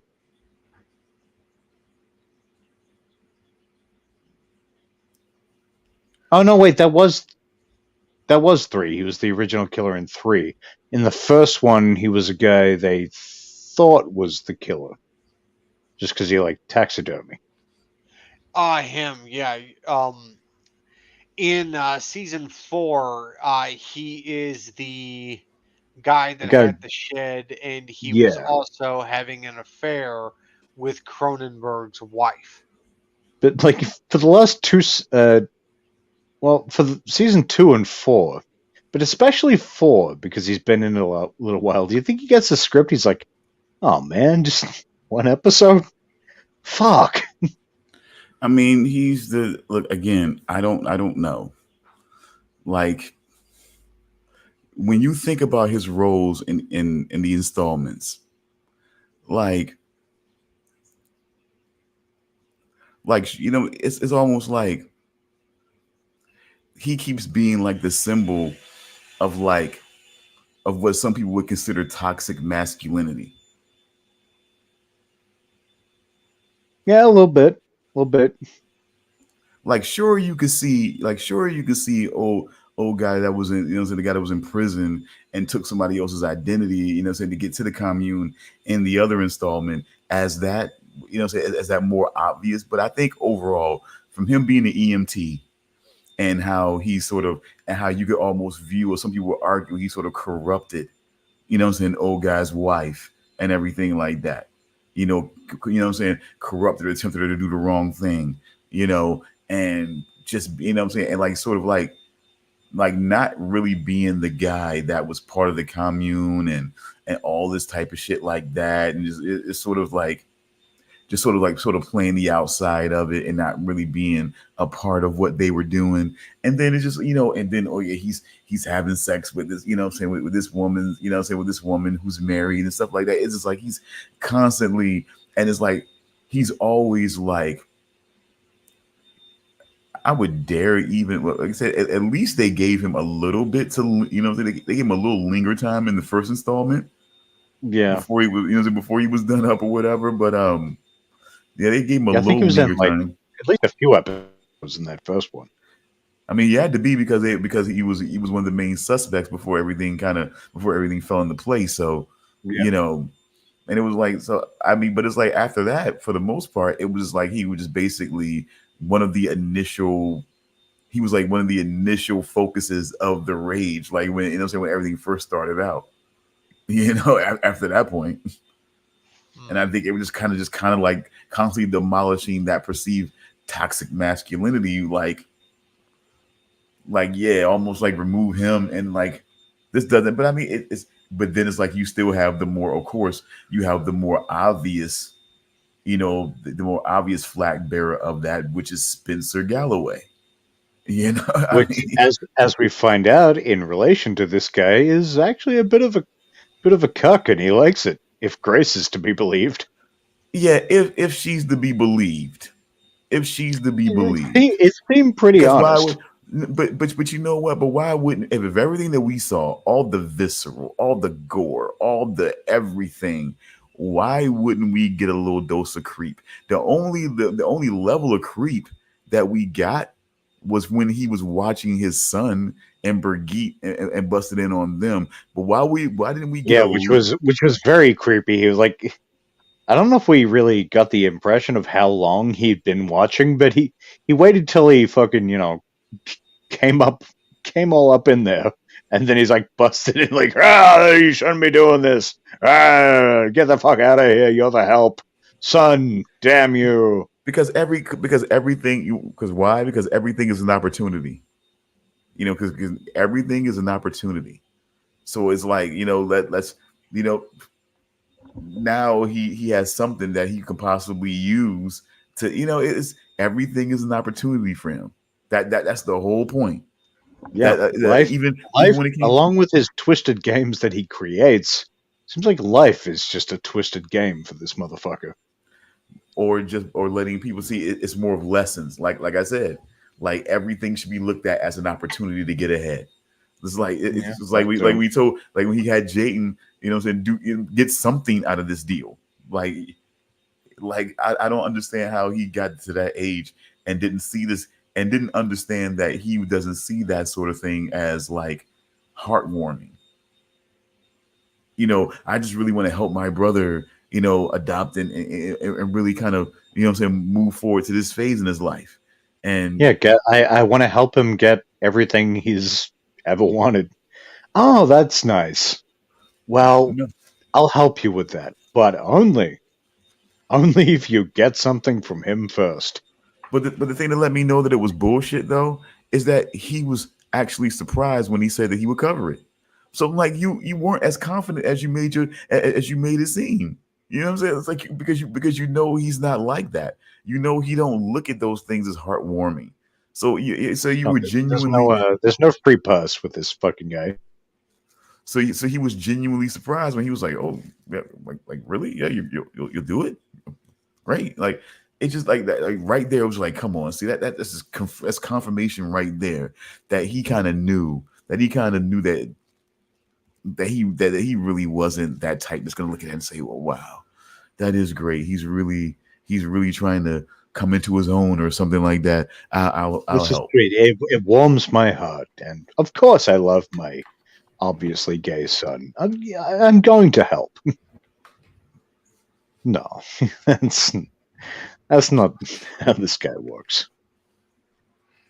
But I don't know. Like I said, I still say to bring that out after all of this, to me that was such a weak reveal. I have to be honest. Like that's why I say if you don't have anything that's going to that allude, I mean that one thing alluded to it, but it's only because of opportunity. In my opinion, I felt like it was only because of opportunity. Immediately after she had the baby, he went right to work. Like you'll work under us, you'll make no claims, and all it's making sure all that was sewn up. So so you're not out here like, oh, I don't know. It's weird. No, it's not weird. I gotta stop saying shit like that all the time. Now, weird is weird, but certain things are just what they are. Like, and it's the truth of what's going on. Even like how everything's collapsing right now. People think they can do whatever they want to do, as long as they keep the public perception the way they want it. It's not about feeling, a moral responsibility to be the person you display, but just keeping the perception that way. That's it. As long as we keep the perception the way it's all the visual. Yeah, as long as we keep the perception the way we want it, who cares what's actually being done behind closed doors or behind the curtain? It's just that we don't want the perception to get out that we're doing these things. That's it. That's all it comes down to. And he wanted to make sure that, and once he got confirmation, I mean, I don't know. I don't know. Who cares? Like I said, I guess he didn't want to spoil a good time, and I guess we're supposed to believe it because he watched his son or whatever. But I still don't. You think he was tugging it a little? Look, if we want to go all there, like I said, again. And smacking that old pecker like, work, damn you. Again, we want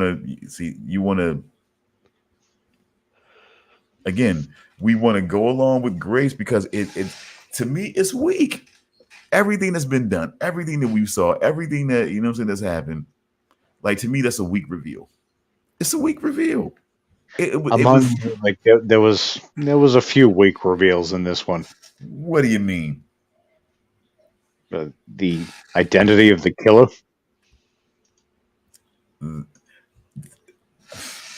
Being the chick running the show, his was it end of life doctor or whatever. That just felt like I was just like, yeah.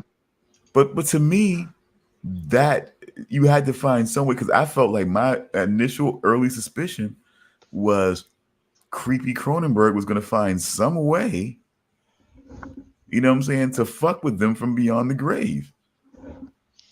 Yeah, and it was her. I don't know what I was expecting, but it just felt so like when they finally got around to let's pull off the mask. It's like, it's her. I was like, yeah, okay, cool. I mean, but that's the thing. It would have been see what would have been the shocking reveal. Again, I don't know what I was expecting, but no, I mean, that no, not what it's none of us. Not what you were expecting, but what you would have thought. What a shocking reveal would have been Theo. A shocking reveal would have been he has his own reveal, which is both horrific and kind of hilarious as well. I'll get to that. Horrific and hilarious. Just because of the way that scene played out. But one thing I want to ask: did you call the plot line with the adopted daughter? Because I had suspicions about that very early on. Something put the story that I'm guessing it was based on in my mind recently. It must have been a podcast or something. But did you have any suspicions about that? Not that. I mean, because there was something. I think it was in the first episode when they say something like, I can't remember what it was. Something like, oh, she's got so much emotional depth for a 12-year-old or something like that, and they give these indications that she's kind of nuts and whatnot. I'm just like, is this like that story about the couple that? Spoilers, I said it earlier, but adopted the Ukrainian girl who turned out to be like 35, posing as a child. So are you talking, and you're not talking about orphan, you're talking about a real story. Yeah, it was like this couple that they adopted some I think it was Ukrainian girl or something who was posing as like a 12-year-old, and she was like in her 30s or something. I don't think she killed them, but I feel like there was something weird with that. I don't know. I can't remember. Wait, exactly. Are you talking about the girl that had pica? I think so. Yeah. That's the majority of what I can remember. Is a couple adopted what they thought was a child, not a child at all. I'm talking about the character in the show. Are you talking about? Yes, he is. The couple that had the girl that was like compulsively like chewing on things. Oh yes. Yeah. Yeah, because I remember that scene where she was like spying on the guy that was having the affair with Cronenberg's wife. And I thought that Yeah. scene was weird. Yeah, it was just little things they gave, and there was again there was a sentence, I can't remember what it was. It was something they mentioned, like, she's got something beyond her years, even though she's only 12 or whatever. I'm just like, Yeah, there was something off I'm- about that scene. I was like, I'm suspicious. wow, okay, yeah. And then turns out, like she's of some indeterminate age that don't really specify, but she's definitely not a child because she's got like videos on her phone of her smoking and talking about someone back home called Big Meat Daddy or something like that. Okay, what was her name again? Fuck, Afreya, something like Alphabet. that. Alphabet.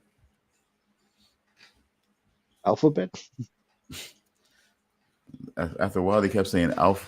You know what I'm saying? Alpha or Alfred. Yeah, it was Afreya, Afra Galloway. Afra. Yeah. Alphabet.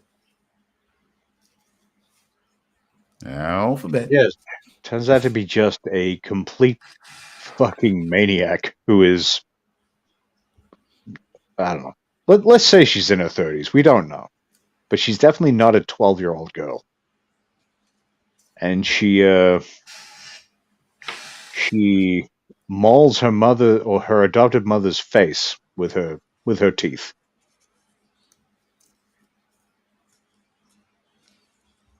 Bites her nose off, just fucking goes to town. Oh wow. Okay, is that disturbing you, or are you just kind of frozen for real? Oh, okay. Nah, okay, just disturbing you then. All right, I understand. I'm disturbed, but I'm also like, it's No, I was talking about this down there. It looked like he was just kind of like just kind of. Did that happen? Yeah, she was looking like a slab of meat on Rocky. Then that scene at the beginning when they're waiting for the boat and she bites her adoptive mother's fingers. Are you familiar with this video from what was his name? Count Dankula, where he goes like he goes like this, where he goes, in the business we call this foreshadowing. I do recall that, and it is absolutely foreshadowing because during the scene where she mauls her face, she also bites off and partially digests some of her fingers. Yeah. Because she's wandering through the forest, decides to pick up a mushroom and goes, "This is magical." Takes it, goes on a shroom trip, and the killer catches up to her and ties her to 2 trees, and saws her in half. And somewhere in the middle is a finger and a ring and some other things that psychopathic person has chewed off and digested. That's why the age reveal was just kind of, it was really unexpected, I would say. Like, that was probably my favorite part of this series, actually. Because I was like, because even though I suspected what was going on, I was still just like, I'm just waiting for it to. I think I kind of confirmed it to myself, at least. I was like, maybe it won't be that, but I was just waiting for that to finally come to a head. And when it did, it was wild. I would say right away it was Vincent coming back. Yeah, that was unexpected. Yeah, that was kind of. And then him being the guy from, I was, the DiCaprio meme pointing at the TV. But I always, but once again, it's sort of like, in its own way, sort of typecasting. Like once I saw him, I was like, he's going to be like, just like a kind of constant disruption. Is he going to be like a constant disruption like he was on From? I just like, is he going to be that again? Because that's one thing that definitely made him memorable, is that he was a constant disruption on that show. And it's like, come on, how's he going to be that this time? It was like, but to a point, almost identical characters in a lot of way. I'm guessing maybe the guy just doesn't have a lot of range. Perhaps that could be possibly part of it. Or people just, again, sometimes I think people just, they write a certain thing, and it's like if they want a family, it's like we could have all of the family be like this, or we could find ways to have some of the family be, at least some of the younger generation, kind of be not like them in different ways. So to have him be sort of like this guy who was, who had kind of went on this sort of like whirlwind kidnapped adventure and became something that people don't quite know. And it's like, and that's the thing, is you say secrets were revealed, but only Theo's was really like really kind of fleshed out in a way. Yeah, because he's straight up stated it. Hers, we still don't know. But what do we really know about? But what do we really know about Vincent except for a felony? Well, yeah, that too. Like he's an ex-con. Like I don't think it wasn't Trin. Really... Say again. Was it Trin? Yeah, Trin, the end of life doctor / killer / runner of the games lady / sexy beast. Yeah, I bet that thing's got some grip. Oh boy. But look, I'm just gonna say this. I just feel like I don't understand the murkiness of it, but you don't really know what he's done. And he makes allusions to things about being able to get into certain things and maneuver. So you kind of play into certain things, but then you might make some inferences based on that. Like it's almost like in Alone in the Dark. Like they just basically call that guy the Colonel. And he's in there. He used to be in the military, but I mean, like I said, without them giving too much of anything, when you get that he's in a, he's in basically being locked up for the criminally insane. Like immediately in my mind, I thought, necklace with earlobes on them. Yeah, like war crimes of some sort, but what exactly? We never know. We never find out. And that's when somebody like my imagination runs wild, and I think, yeah, he's. He just had like a whole necklace just full of earlobes and just, yeah, they're all my children now. You know what I'm saying? This some shit like that. Or is it like he's slicing throats and drinking the blood? Like it's obviously not something that would get him put in an actual prison. It's got to be some truly insane shit. So no, not really, because they just feel like if he's in prison, it'll be a new earlobe necklace, pretty soon. It just more children. It's just, yeah. You gotta get that guy somewhere where he can't collect earlobes. That's what I figured. But it said he's just sort of hanging out and then going.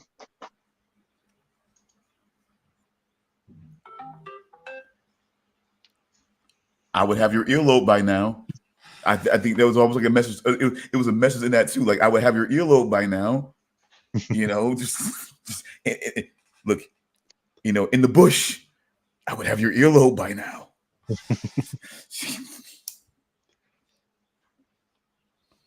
I believed him when he said he's just there for the social interaction, whatever he said it was. Yeah, he's not actually crazy. Until he theorized that the doctor killed the other doctor, and that's why he's here. So that's why we got to kill him. That's an insignificant detail. Yeah, I know, and that's when I got confirmed. Yeah, it was an insignificant detail that confirmed for me. Yep, earlobe necklace. Yep. He definitely had a earlobe necklace or something of the sort. Intestine bracelets. He has something. You know what I'm saying? Like he has something to let people know. Like he was out here enjoying wartime way too much. Like a duffel. You know what I'm saying? Like he was the original 8 heads in a duffel bag guy. Bowling with them. Call back to one of my all-time favorite movies, by the way. which was a beautiful mix of Joe Pesci being a gangster and funny. Beautiful movie. Beautiful movie. David Spade. You know what I'm saying? I just highly recommend if you haven't. I'm blanking on the title. Please. Eight please give Heads it to in a me. Double Bag. Oh, it was 8. Okay.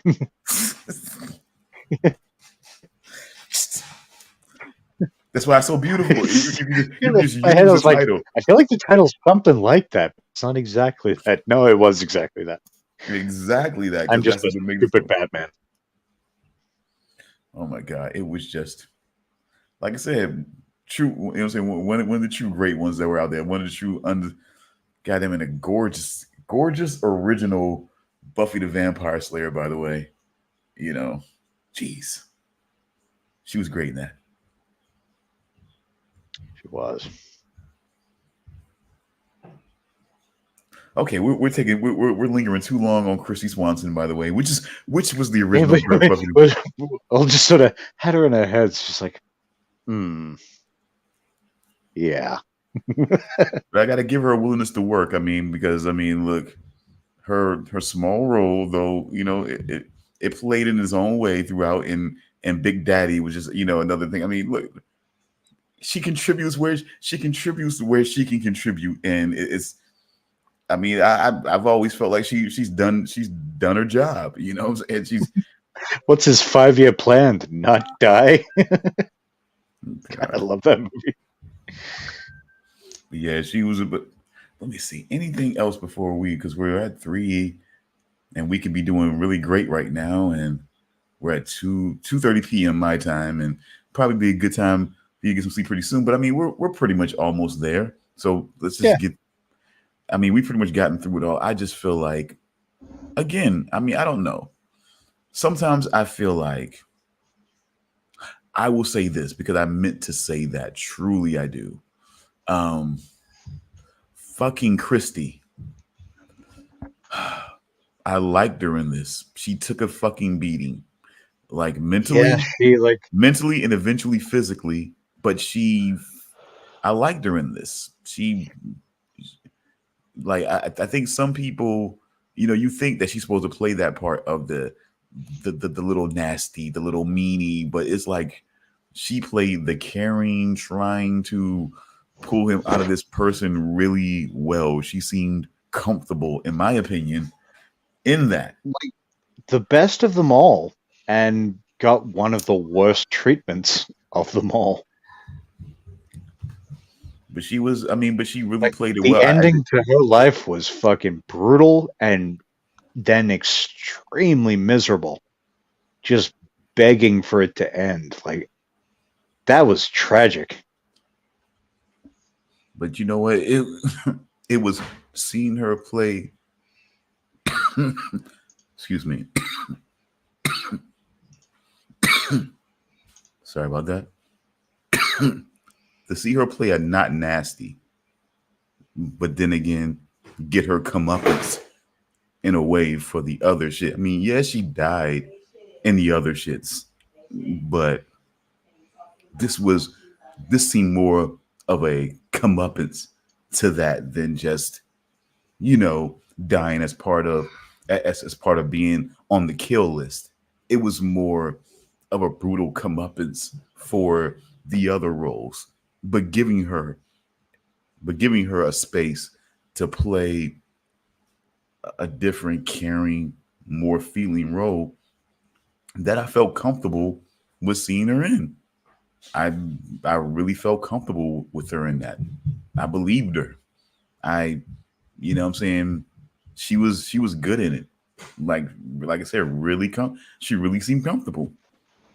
I really had to remark on that. Like the more I was just seeing her episode to episode, it was just like, God, I just don't feel like she's forcing this. You know what I'm saying? Like it just doesn't feel forced. It doesn't feel like she's trying to do it. Like, for example, like the girl, huh? Oh, you go. Like the girl on Mom. Like I felt like they depicted her. They casted her for her nasty looks and her nasty demeanor when it came to certain things. Like that's Like when you seen it, it was like, okay, I see why they got her in this. Because when she tried to be not that, it just didn't go over as well, you know. And but when she was really giving that look and giving that whole thing with it, it just really like, okay, I see why they have her in this now. I see why she's useful in this, you know. And it's like, but somebody like her, it was like she was able to play those people, she was able to play those other women well and make you not like her. But at the same time, it still felt like, you expect that. You want her to play that. You know, you want her to play into that, but it's like that's not normally the girl who is that. You know, she's still a bit more approachable. Yeah, you got her playing that whole little pretty blonde role, but she still looks more balanced, more approachable than most who would play that role normally. And then to see her play this role, it just really feels like she's comfortable in that role. I hate the fact that she had to get her comeuppance like that in the end, because she like I said, not a lot of people can turn her to be able to play that role and turn it around, you know, and to play those roles and then turn it around and be a person that was really just like consistently not trying to do shady shit, consistently trying to be decent in the situation. And it really wasn't whiny. It was not whiny. And it really fucking wasn't, you know. And that's the thing that I fucking also liked about it. She wasn't this all of a sudden this turned over and she's just whiny. No, at moments where it was appropriate and she was really being feeling, she was, and she was trying to hold on to her fucking relationship. And they played her like she was stupid. They even had her fucking younger adopted fake daughter playing her out like she's stupid at that point. You know what I mean? Just like, damn, you know what I'm saying? I mean, like, yeah, it was comeuppance time. They really let her play this role, but it was really like comeuppance time for her other shits. You know what I'm saying? Like, it really was. Like, you think that stab in the head should really that wasn't brutal yet. Not as brutal as what the fuck she got in this installment. Not for sure, you know. And to think that the woman who brought Alpha to, you know what I'm saying, to them was actually the woman who was the actual character from Solstice. Yeah, Bizarro Tignataro. Like, she was actually that person. You didn't realize that? Oh, no. Of course you didn't, Charles. Sorry. Of course you didn't. Of course you didn't. You didn't get that far. So why would I ask you that dumbass question? Sorry. So you remember that thing from the last episode, right? Why would I do that? You know, could it be? Okay, anyway. All right. I'm just saying, but you picked up on that, of course. So, you know, so it wasn't that, like, I guess, will you feel like, could it be easy to overlook? Or we feel like, nah, you would know that was her from the Solstice installment?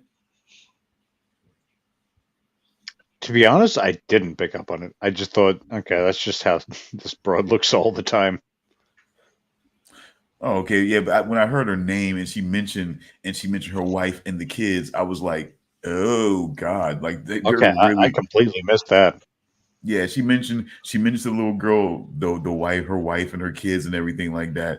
And I was like, okay, that's like, okay, she's really like, they're really like sort of like connecting this woman from, you know, saying the other installment, which is something that they really didn't do. Yeah, of course they use people from the other installments, yeah, but never tried to make. Yeah, like if they weren't trying to make that connection, that seems unnecessary to add that specific detail. But I think in a way, because of the whole situation that happened with Netflix and then going to Shudder, I think they just wanted to let people know that they still had the sort of like support of the people who had made it originally. I think, you know what I mean? Yeah. it was sort of like that wink of, okay, you may be confused about what's going on, but we're still here, you know. So in that sort of way, you know. Now, Theo's hilarious reveal for his crime. Hilarious. But so he finally the daycare finally, the daycare incident you're talking yeah, about. so he finally gets around to banging his second cousin. Yeah. It'd be second cousin, right? Yeah. Yeah, it gets around to banging his second cousin. Because let's get it established for those who may watch this later on.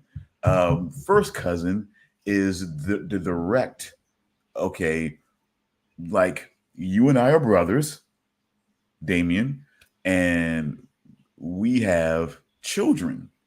They're cousins, you know, but to have, you know, nephew Damian over here, you know, or let's just say, okay, you know what? Let's just have fun. Let's have a little fun with this. Let's just say my nephew Omen, okay? You know, Oman, he's over here, and he's getting with, let's say, okay, I had a little tryst with this other woman over here, and then I have, you know, yet another kid, you know, but like they're not. Hold on a second. It can have a little difficulty there, buddy. Uh-oh. Yeah, it gets a little confusing. Yeah, it's a little juice here. It's a little bit of juice. Because because that's still my offspring. You know, that's still my because Seamus is Theo's uncle. Yeah. And he's having sex kid with another offspring. Yeah. Yeah, that's still a first cousin. A half first cousin. Yeah. That's still a half first cousin. So it's removed enough that it's not completely horrible, but it's still because somebody's gotta be issues. Maybe some third arms and stuff. No, but somebody's gotta be still fairly highly likely. But somebody's gotta be an outsider. You know what I'm saying? Somebody's gotta be an outsider. Like they can't all be Galloways. They can't all be born Galloways. Somebody's gotta be an outsider always. You know, but the thing is, it's like, oh God, okay.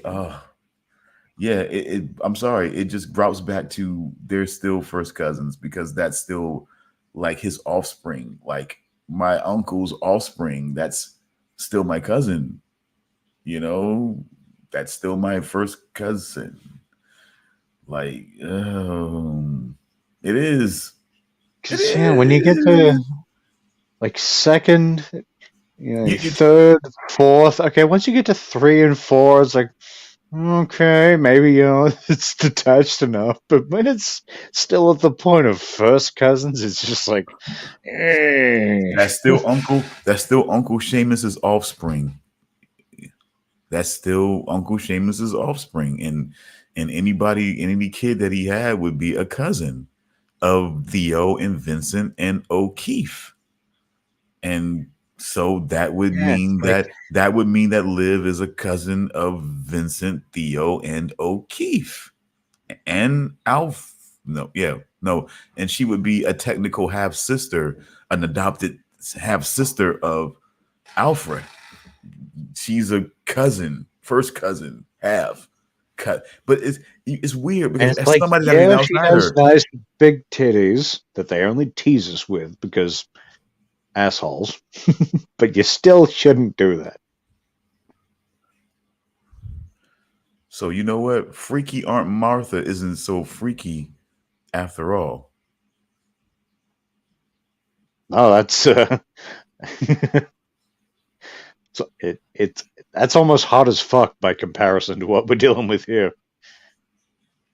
This is too close. At least you're dealing with timelines and all sorts of weird shit. This is just straight up just no. This is a straight line. You're doing bad things. Yeah, Both of you.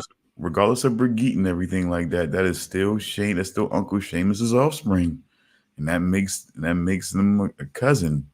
Just yeah, there's no way around that. That's a science. There's no way around that. Sorry. But anyway, finally bangs his cousin. They're laying there having a good time, and he sort of really reveals himself as just he's got that Galloway spirit, like, oh, you know what? I'm actually meant to run things, but even though you're a, you don't really, you know what you are.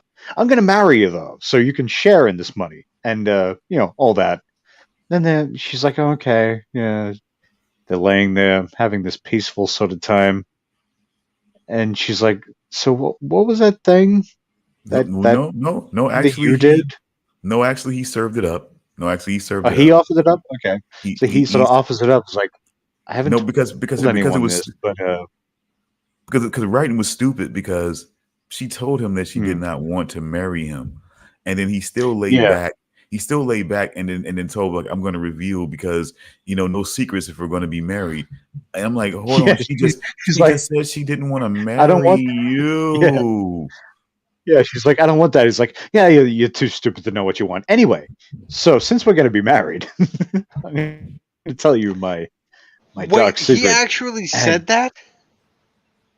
Not more or less, yeah. Not. It's just energy talk.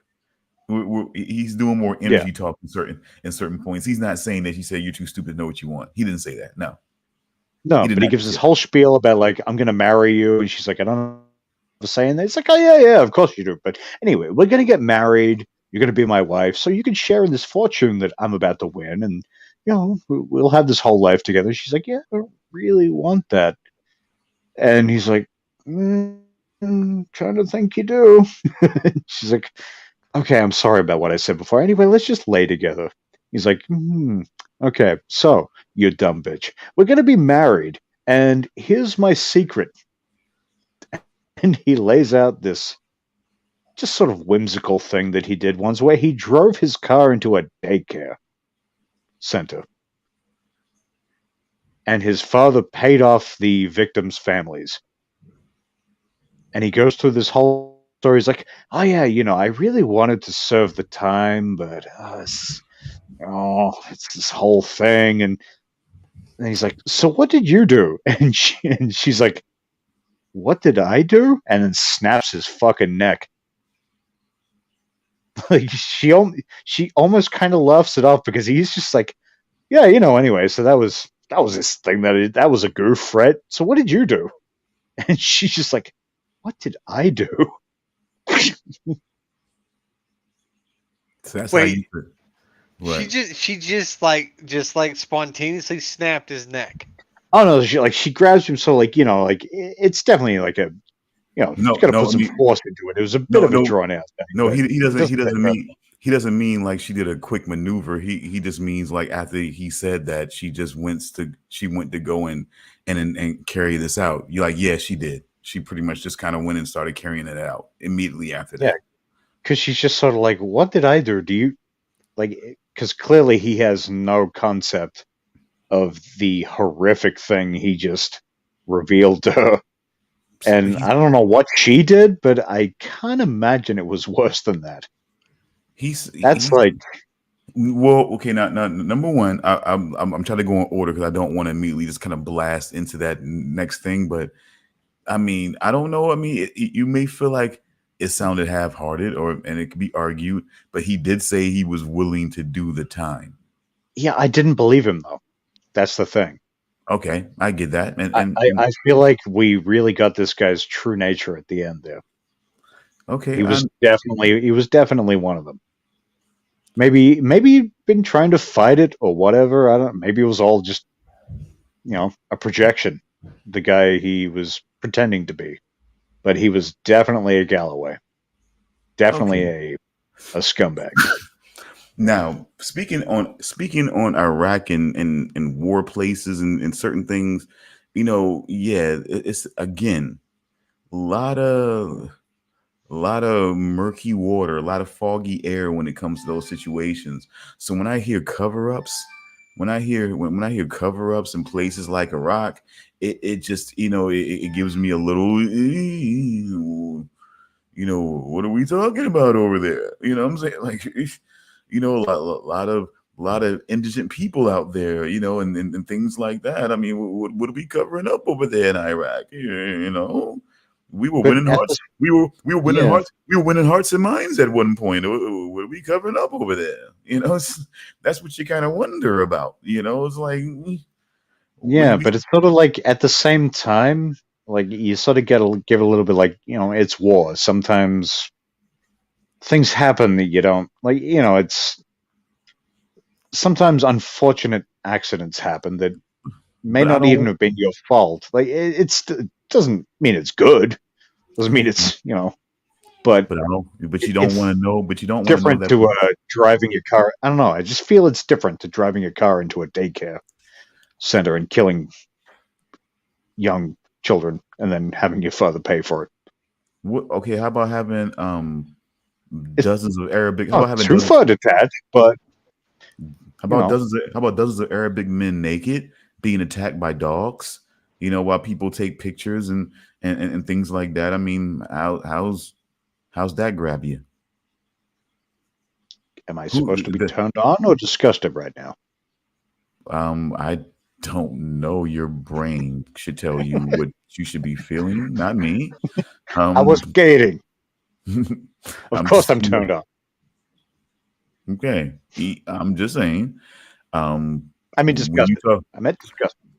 when you talk about when we're talking about things that go on connected to Iraq and things like that, I'm just saying like there was Guantanamo Bay, these dozens of Mm. Arabic men who may or may not be saying terrorist connected, were naked, piled on top of each other, attacked by dogs. What I'm saying, Yeah. tortured and humiliated in other various ways, and it was all caught on various camera pictures and things like that. And I just wonder, like, I don't you don't want to know that somebody's covering up some real bullshit, or someone's covering up, oh, we meant to bomb a terrorist cell that turned out to be a lowly, some place where people where children were, and now we don't want people to know about that. I just, you just don't want to know that that's what she covered up, And you that's know. why I wish we had even just a tiny bit more detail about that.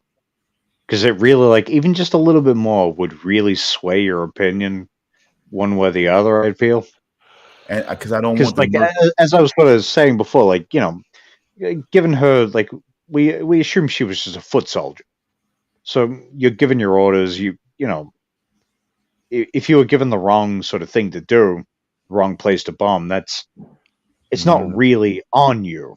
It's on whoever designated that spot. It's like you were just carrying out what you had to do. And how she But then, lulled him. but then she sort of get into the cover up. Yeah, it's but murky as fuck. But I'd but still just feel like just the way they put it across. It's not as bad as what he did.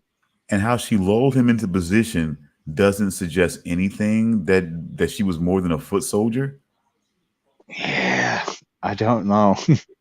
I mean, She was definitely skilled. the way she lulled him into position before she did what she did. I mean, I had to be honest with you. I was a little nervous. I would have been a little nervous about, what I'm saying, laying down like that. You know what I'm saying? I'm just Well, being real. he was already laying down when he told his story. Like I feel like that's a story. Like Not before knowing, she I not would before have. she told him. Not before she told him to. I'm sorry about all that. Let's you know what I'm saying, lie down. And then that's when he decided to serve it, you know what I'm saying, that's her on a silver platter. And then that's when she So, did what she like, did. do you think her mind was already made up before? Like, do you think that was just extra? Like that was just a bit of extra justification? Like When she was when he asked already being like, when he asked the question, how is it going to work if we don't do it that way? hmm. Then that's when you put it that way. Come on, sorry about let's like, yeah, like,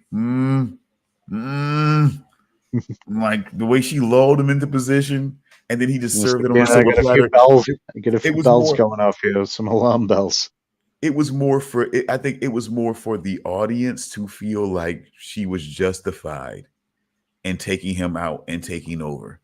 You know, it was more for them because, like, maybe, like you said, maybe the decision was made, and that was just more for the audience to say, yeah, he shouldn't be a guy that way. And maybe women was already feeling that way when he felt like, oh, yeah, you should be married because, you know, when he was already given that whole, you're not really like in that moment of all this sexual tension leading up to this now. And then you turn around and you still kind of feel like, well, yeah, and in the scheme of it all, even though I supported you being part of the competition and everything, I still don't see you as a rightful Galloway. Then you would have barked, then you would have barked at it like everybody else, but you wanted the ass, I guess. But see, and so women were already okay with her making the decision. I think for other people, him going Dukes of Hazard into a daycare center was like, yeah, break his neck. You know what I'm saying? Like everybody else could be okay. Fuck it, break his neck. You know what I'm saying? Like the girls are already okay with her making the decision. Yeah, take his ass out. You know what I'm saying? I'd rather be a billionaire than his fucking wife. You know what I'm saying? Like take him out. You know what I'm saying? Like, and then for the guys, it was like, oh yeah, Dukes of Hazard into the daycare center. Yeah, break his neck. Fuck him. You know what I'm saying? So everybody was good. After that point, everybody was good with Theo going out. You know what I'm saying? After that point, the women, as soon as he said, well, yeah, now after defending you, writing for you, or everything else that happened, you know, I really kind of agree with the rest of my family, rest of my dead family, that you're really not a Galloway. So, yeah, you know, yeah, and all the women were like, shh, kill him. Kill him. Fucking Dukes of Hazard on it. Yes. Take the money. Take the money. He said, rather Looks be like a the Duke billionaire. boys plowed through that daycare center like a pumpkin patch on Halloween. Nah, yeah, just them rich old boys. Never meaning no harm. Yeah, I just, as far as the final ending, yeah, it seemed like such a too neat cleanup. It was like, okay, I'll just put the wire in her hand, put the knife over here, and I don't know, I survived somehow. I'm covered in blood. Clearly, it's, you know, self-defense, I guess, even though I'm blaming everything on this woman. I don't know. It just felt very... It's like they got to the ending and they were just like, oh shit, we got to wrap this up. But lastly, I still don't. I still, her last words and things like that. I just felt like it was a little bit of reflecting in a way. You would feel like it would seem that she was talking about the baby, the current baby and things like that. But I sometimes even wonder if she was even talking about herself in that matter, and her involvement and her involvement in this whole situation, and how it just, you know what I'm saying, how maybe, I don't know, the resentment that she felt, the resentment that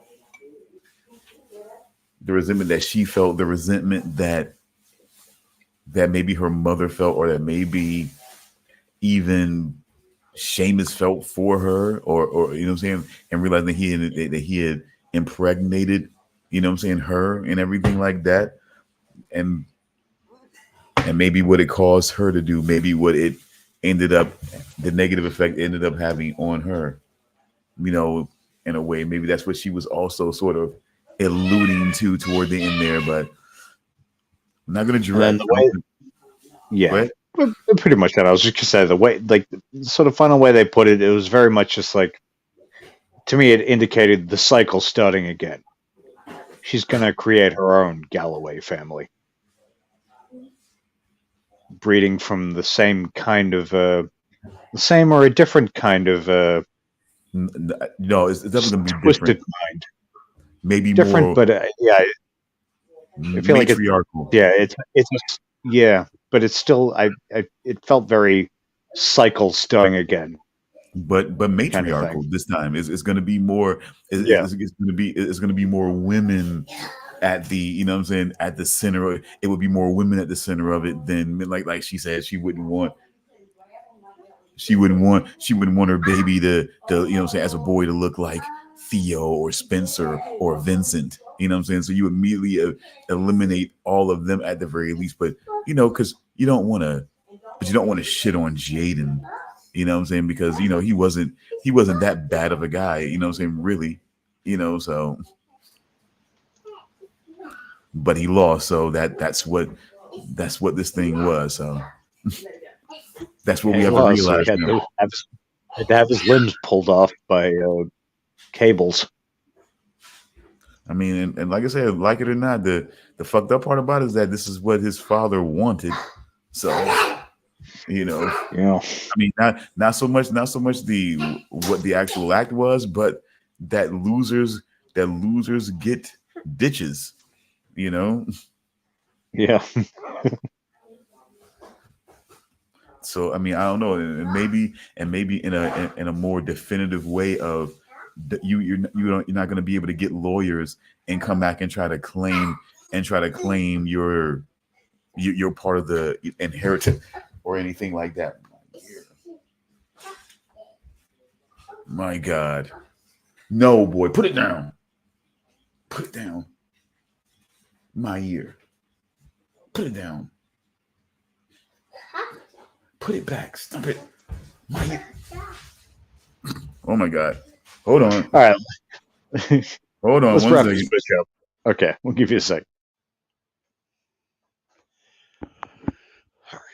Yeah, Charles, I'll to summarize it all. I'll say you missed some great stuff, but you also missed a lot of crap. Yeah. Like there was some wild shit that I did really like. A lot of stuff I didn't like. I mean, yeah, Sounds like it. I mean, look, it was like, again, like I said, the thing that we have to kind of understand with the slasher, and I think it's a good context to go under, is that they're kind of dealing it in that way of they're giving more they're giving more life to these characters than what some horror movies have done in the past. But it's still in a way of going to make them still more vapid because we're still dealing in a way of horror movie tropes and everything like that. You know, like you still kind of gotta want to see these people go.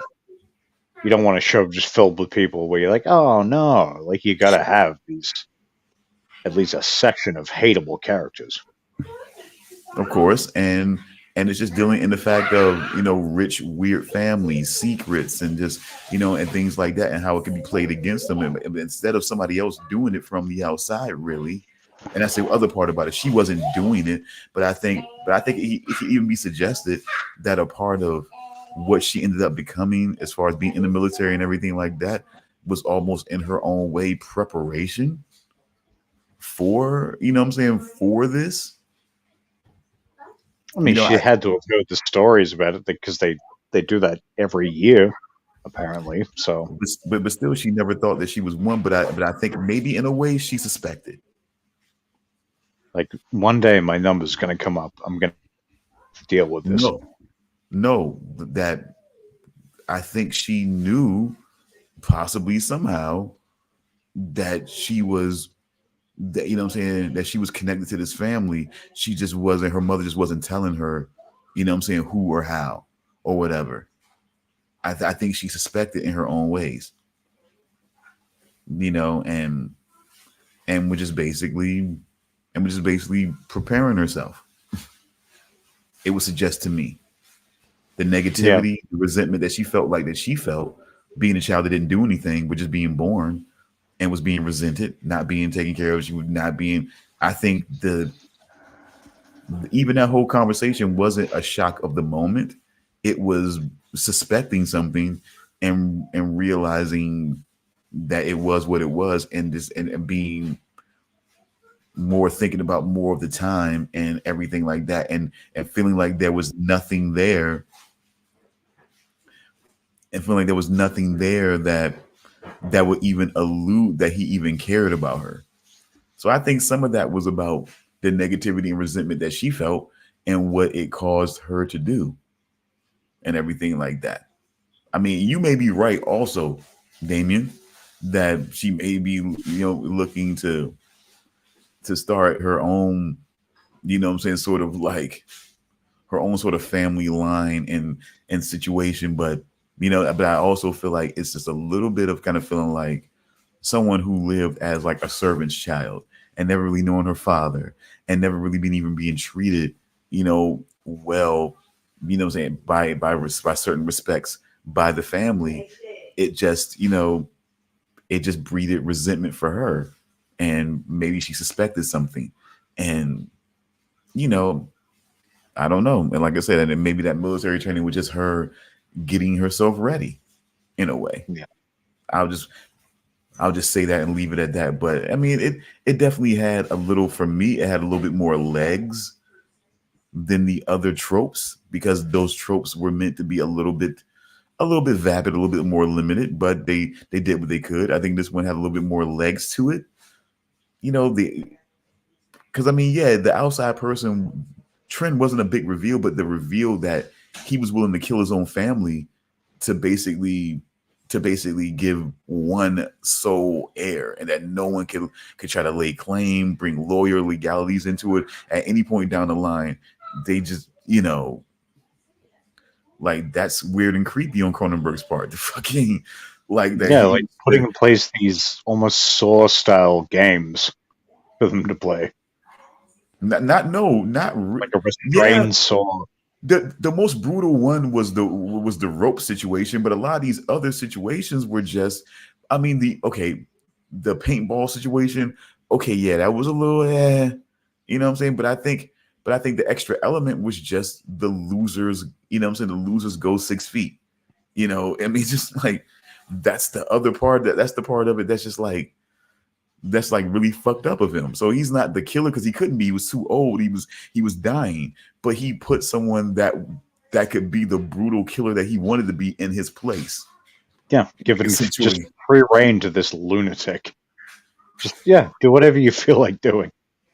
So yeah, that was kind of like in his own way. Like, I suspected that. I knew I couldn't suspect him, but I suspected that he might have something to fucking like do with what's like this outside situation, because it's Cronenberg. You know what I'm saying? Like, it's fucking Cronenberg, man. You got to put somebody else in there. You don't put Cronenberg in there, because a person like me is gonna think like, how is Cronenberg connected in this? Like, how's he doing this? That's all I kept thinking in the first impressions of my life. Like, how's he doing this?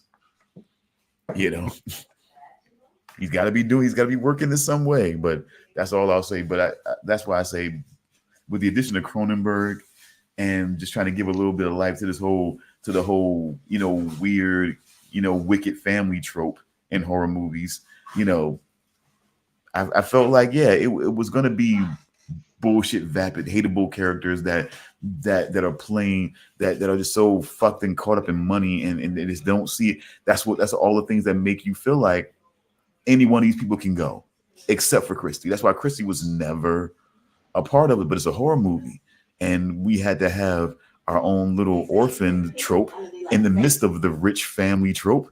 You know what I'm saying? Like, we had to have the orphan trope. It's, to a point, like, as horrific as it was, I'm kind of glad she got her own extremely unique way to go out. Like, if you're gonna kill her off, it's much better to have this sort of whole story built around it than just her being another death in a line of deaths related to the other thing. Cool. I'm like there. So I think with that, at least it gives something. Like I said, I mean, it's tropes, so there's going to be things you're going to like and not like, and there's going to be things in that horror genre that we got to understand. We need to understand. We all understand, I think, overall, that mistakes are what make horror movies horror movies. Without mistakes, there wouldn't be many horror movies. Without the mistakes that people make, you gotta have, those stupid decisions are a necessity. They're going down places that people don't tell you not to go. They're visiting places that people haven't fared well in visiting before. The Constantly going upstairs. Okay, yeah, you're going real deep in the rule book. You know what I'm saying? Definitely, he's, I mean, even just the bringing in sketchy people that you don't really know, and it's just like without those mistakes, people wouldn't. But then sometimes you have situations where people just can't figure that how much of a mistake there is. Hence the orphan trope. Sometimes you can't know what a mistake you're making. There's not a lot of ways of knowing, but you do what you can. And like I said, I think it gave a little bit. I mean, but it's tropes, so you're gonna hate the shit. It's especially in horror movie tropes, you're gonna hate the shit. And the satires of other shit, they'll play into the things that you hate and that you love because it's like like with scary movie or superhero movie or some shit like that. They play into the shit that you hate and make fun of it and play and play into the shit that you like to keep a somewhat of a balance. But in this one, it's just more of we're playing to the tropes because horror movies are about the tropes. They try to get more out of the tropes, but there are some. I mean, maybe we should even think about that sometimes. The tropeless horror movies that are out there, but that's maybe a conversation for another time. I'll let you guys get off before we try to get too far into our normal time frame. But Shenanigans were fun, and it even took up time on its own because of Jim. But as always, but Jim loves it. He loves being here. All right. Well, this has been mostly, at least 2/3 Shenanigans. Be back next week with I don't know what just yet. Yeah, we'll figure it out. Figure that out. Yeah. Truly figure it out through this weekend. I will be contacting you guys. Always enjoy. Yeah. Bye-bye, everyone. Pace 2 fingers. Bye. They can't lump us in with that fucking Martian. We're all in the same boat, fellas. But our shenanigans are cheeky and fun. Yeah, I mean, his shenanigans are cruel and tragic.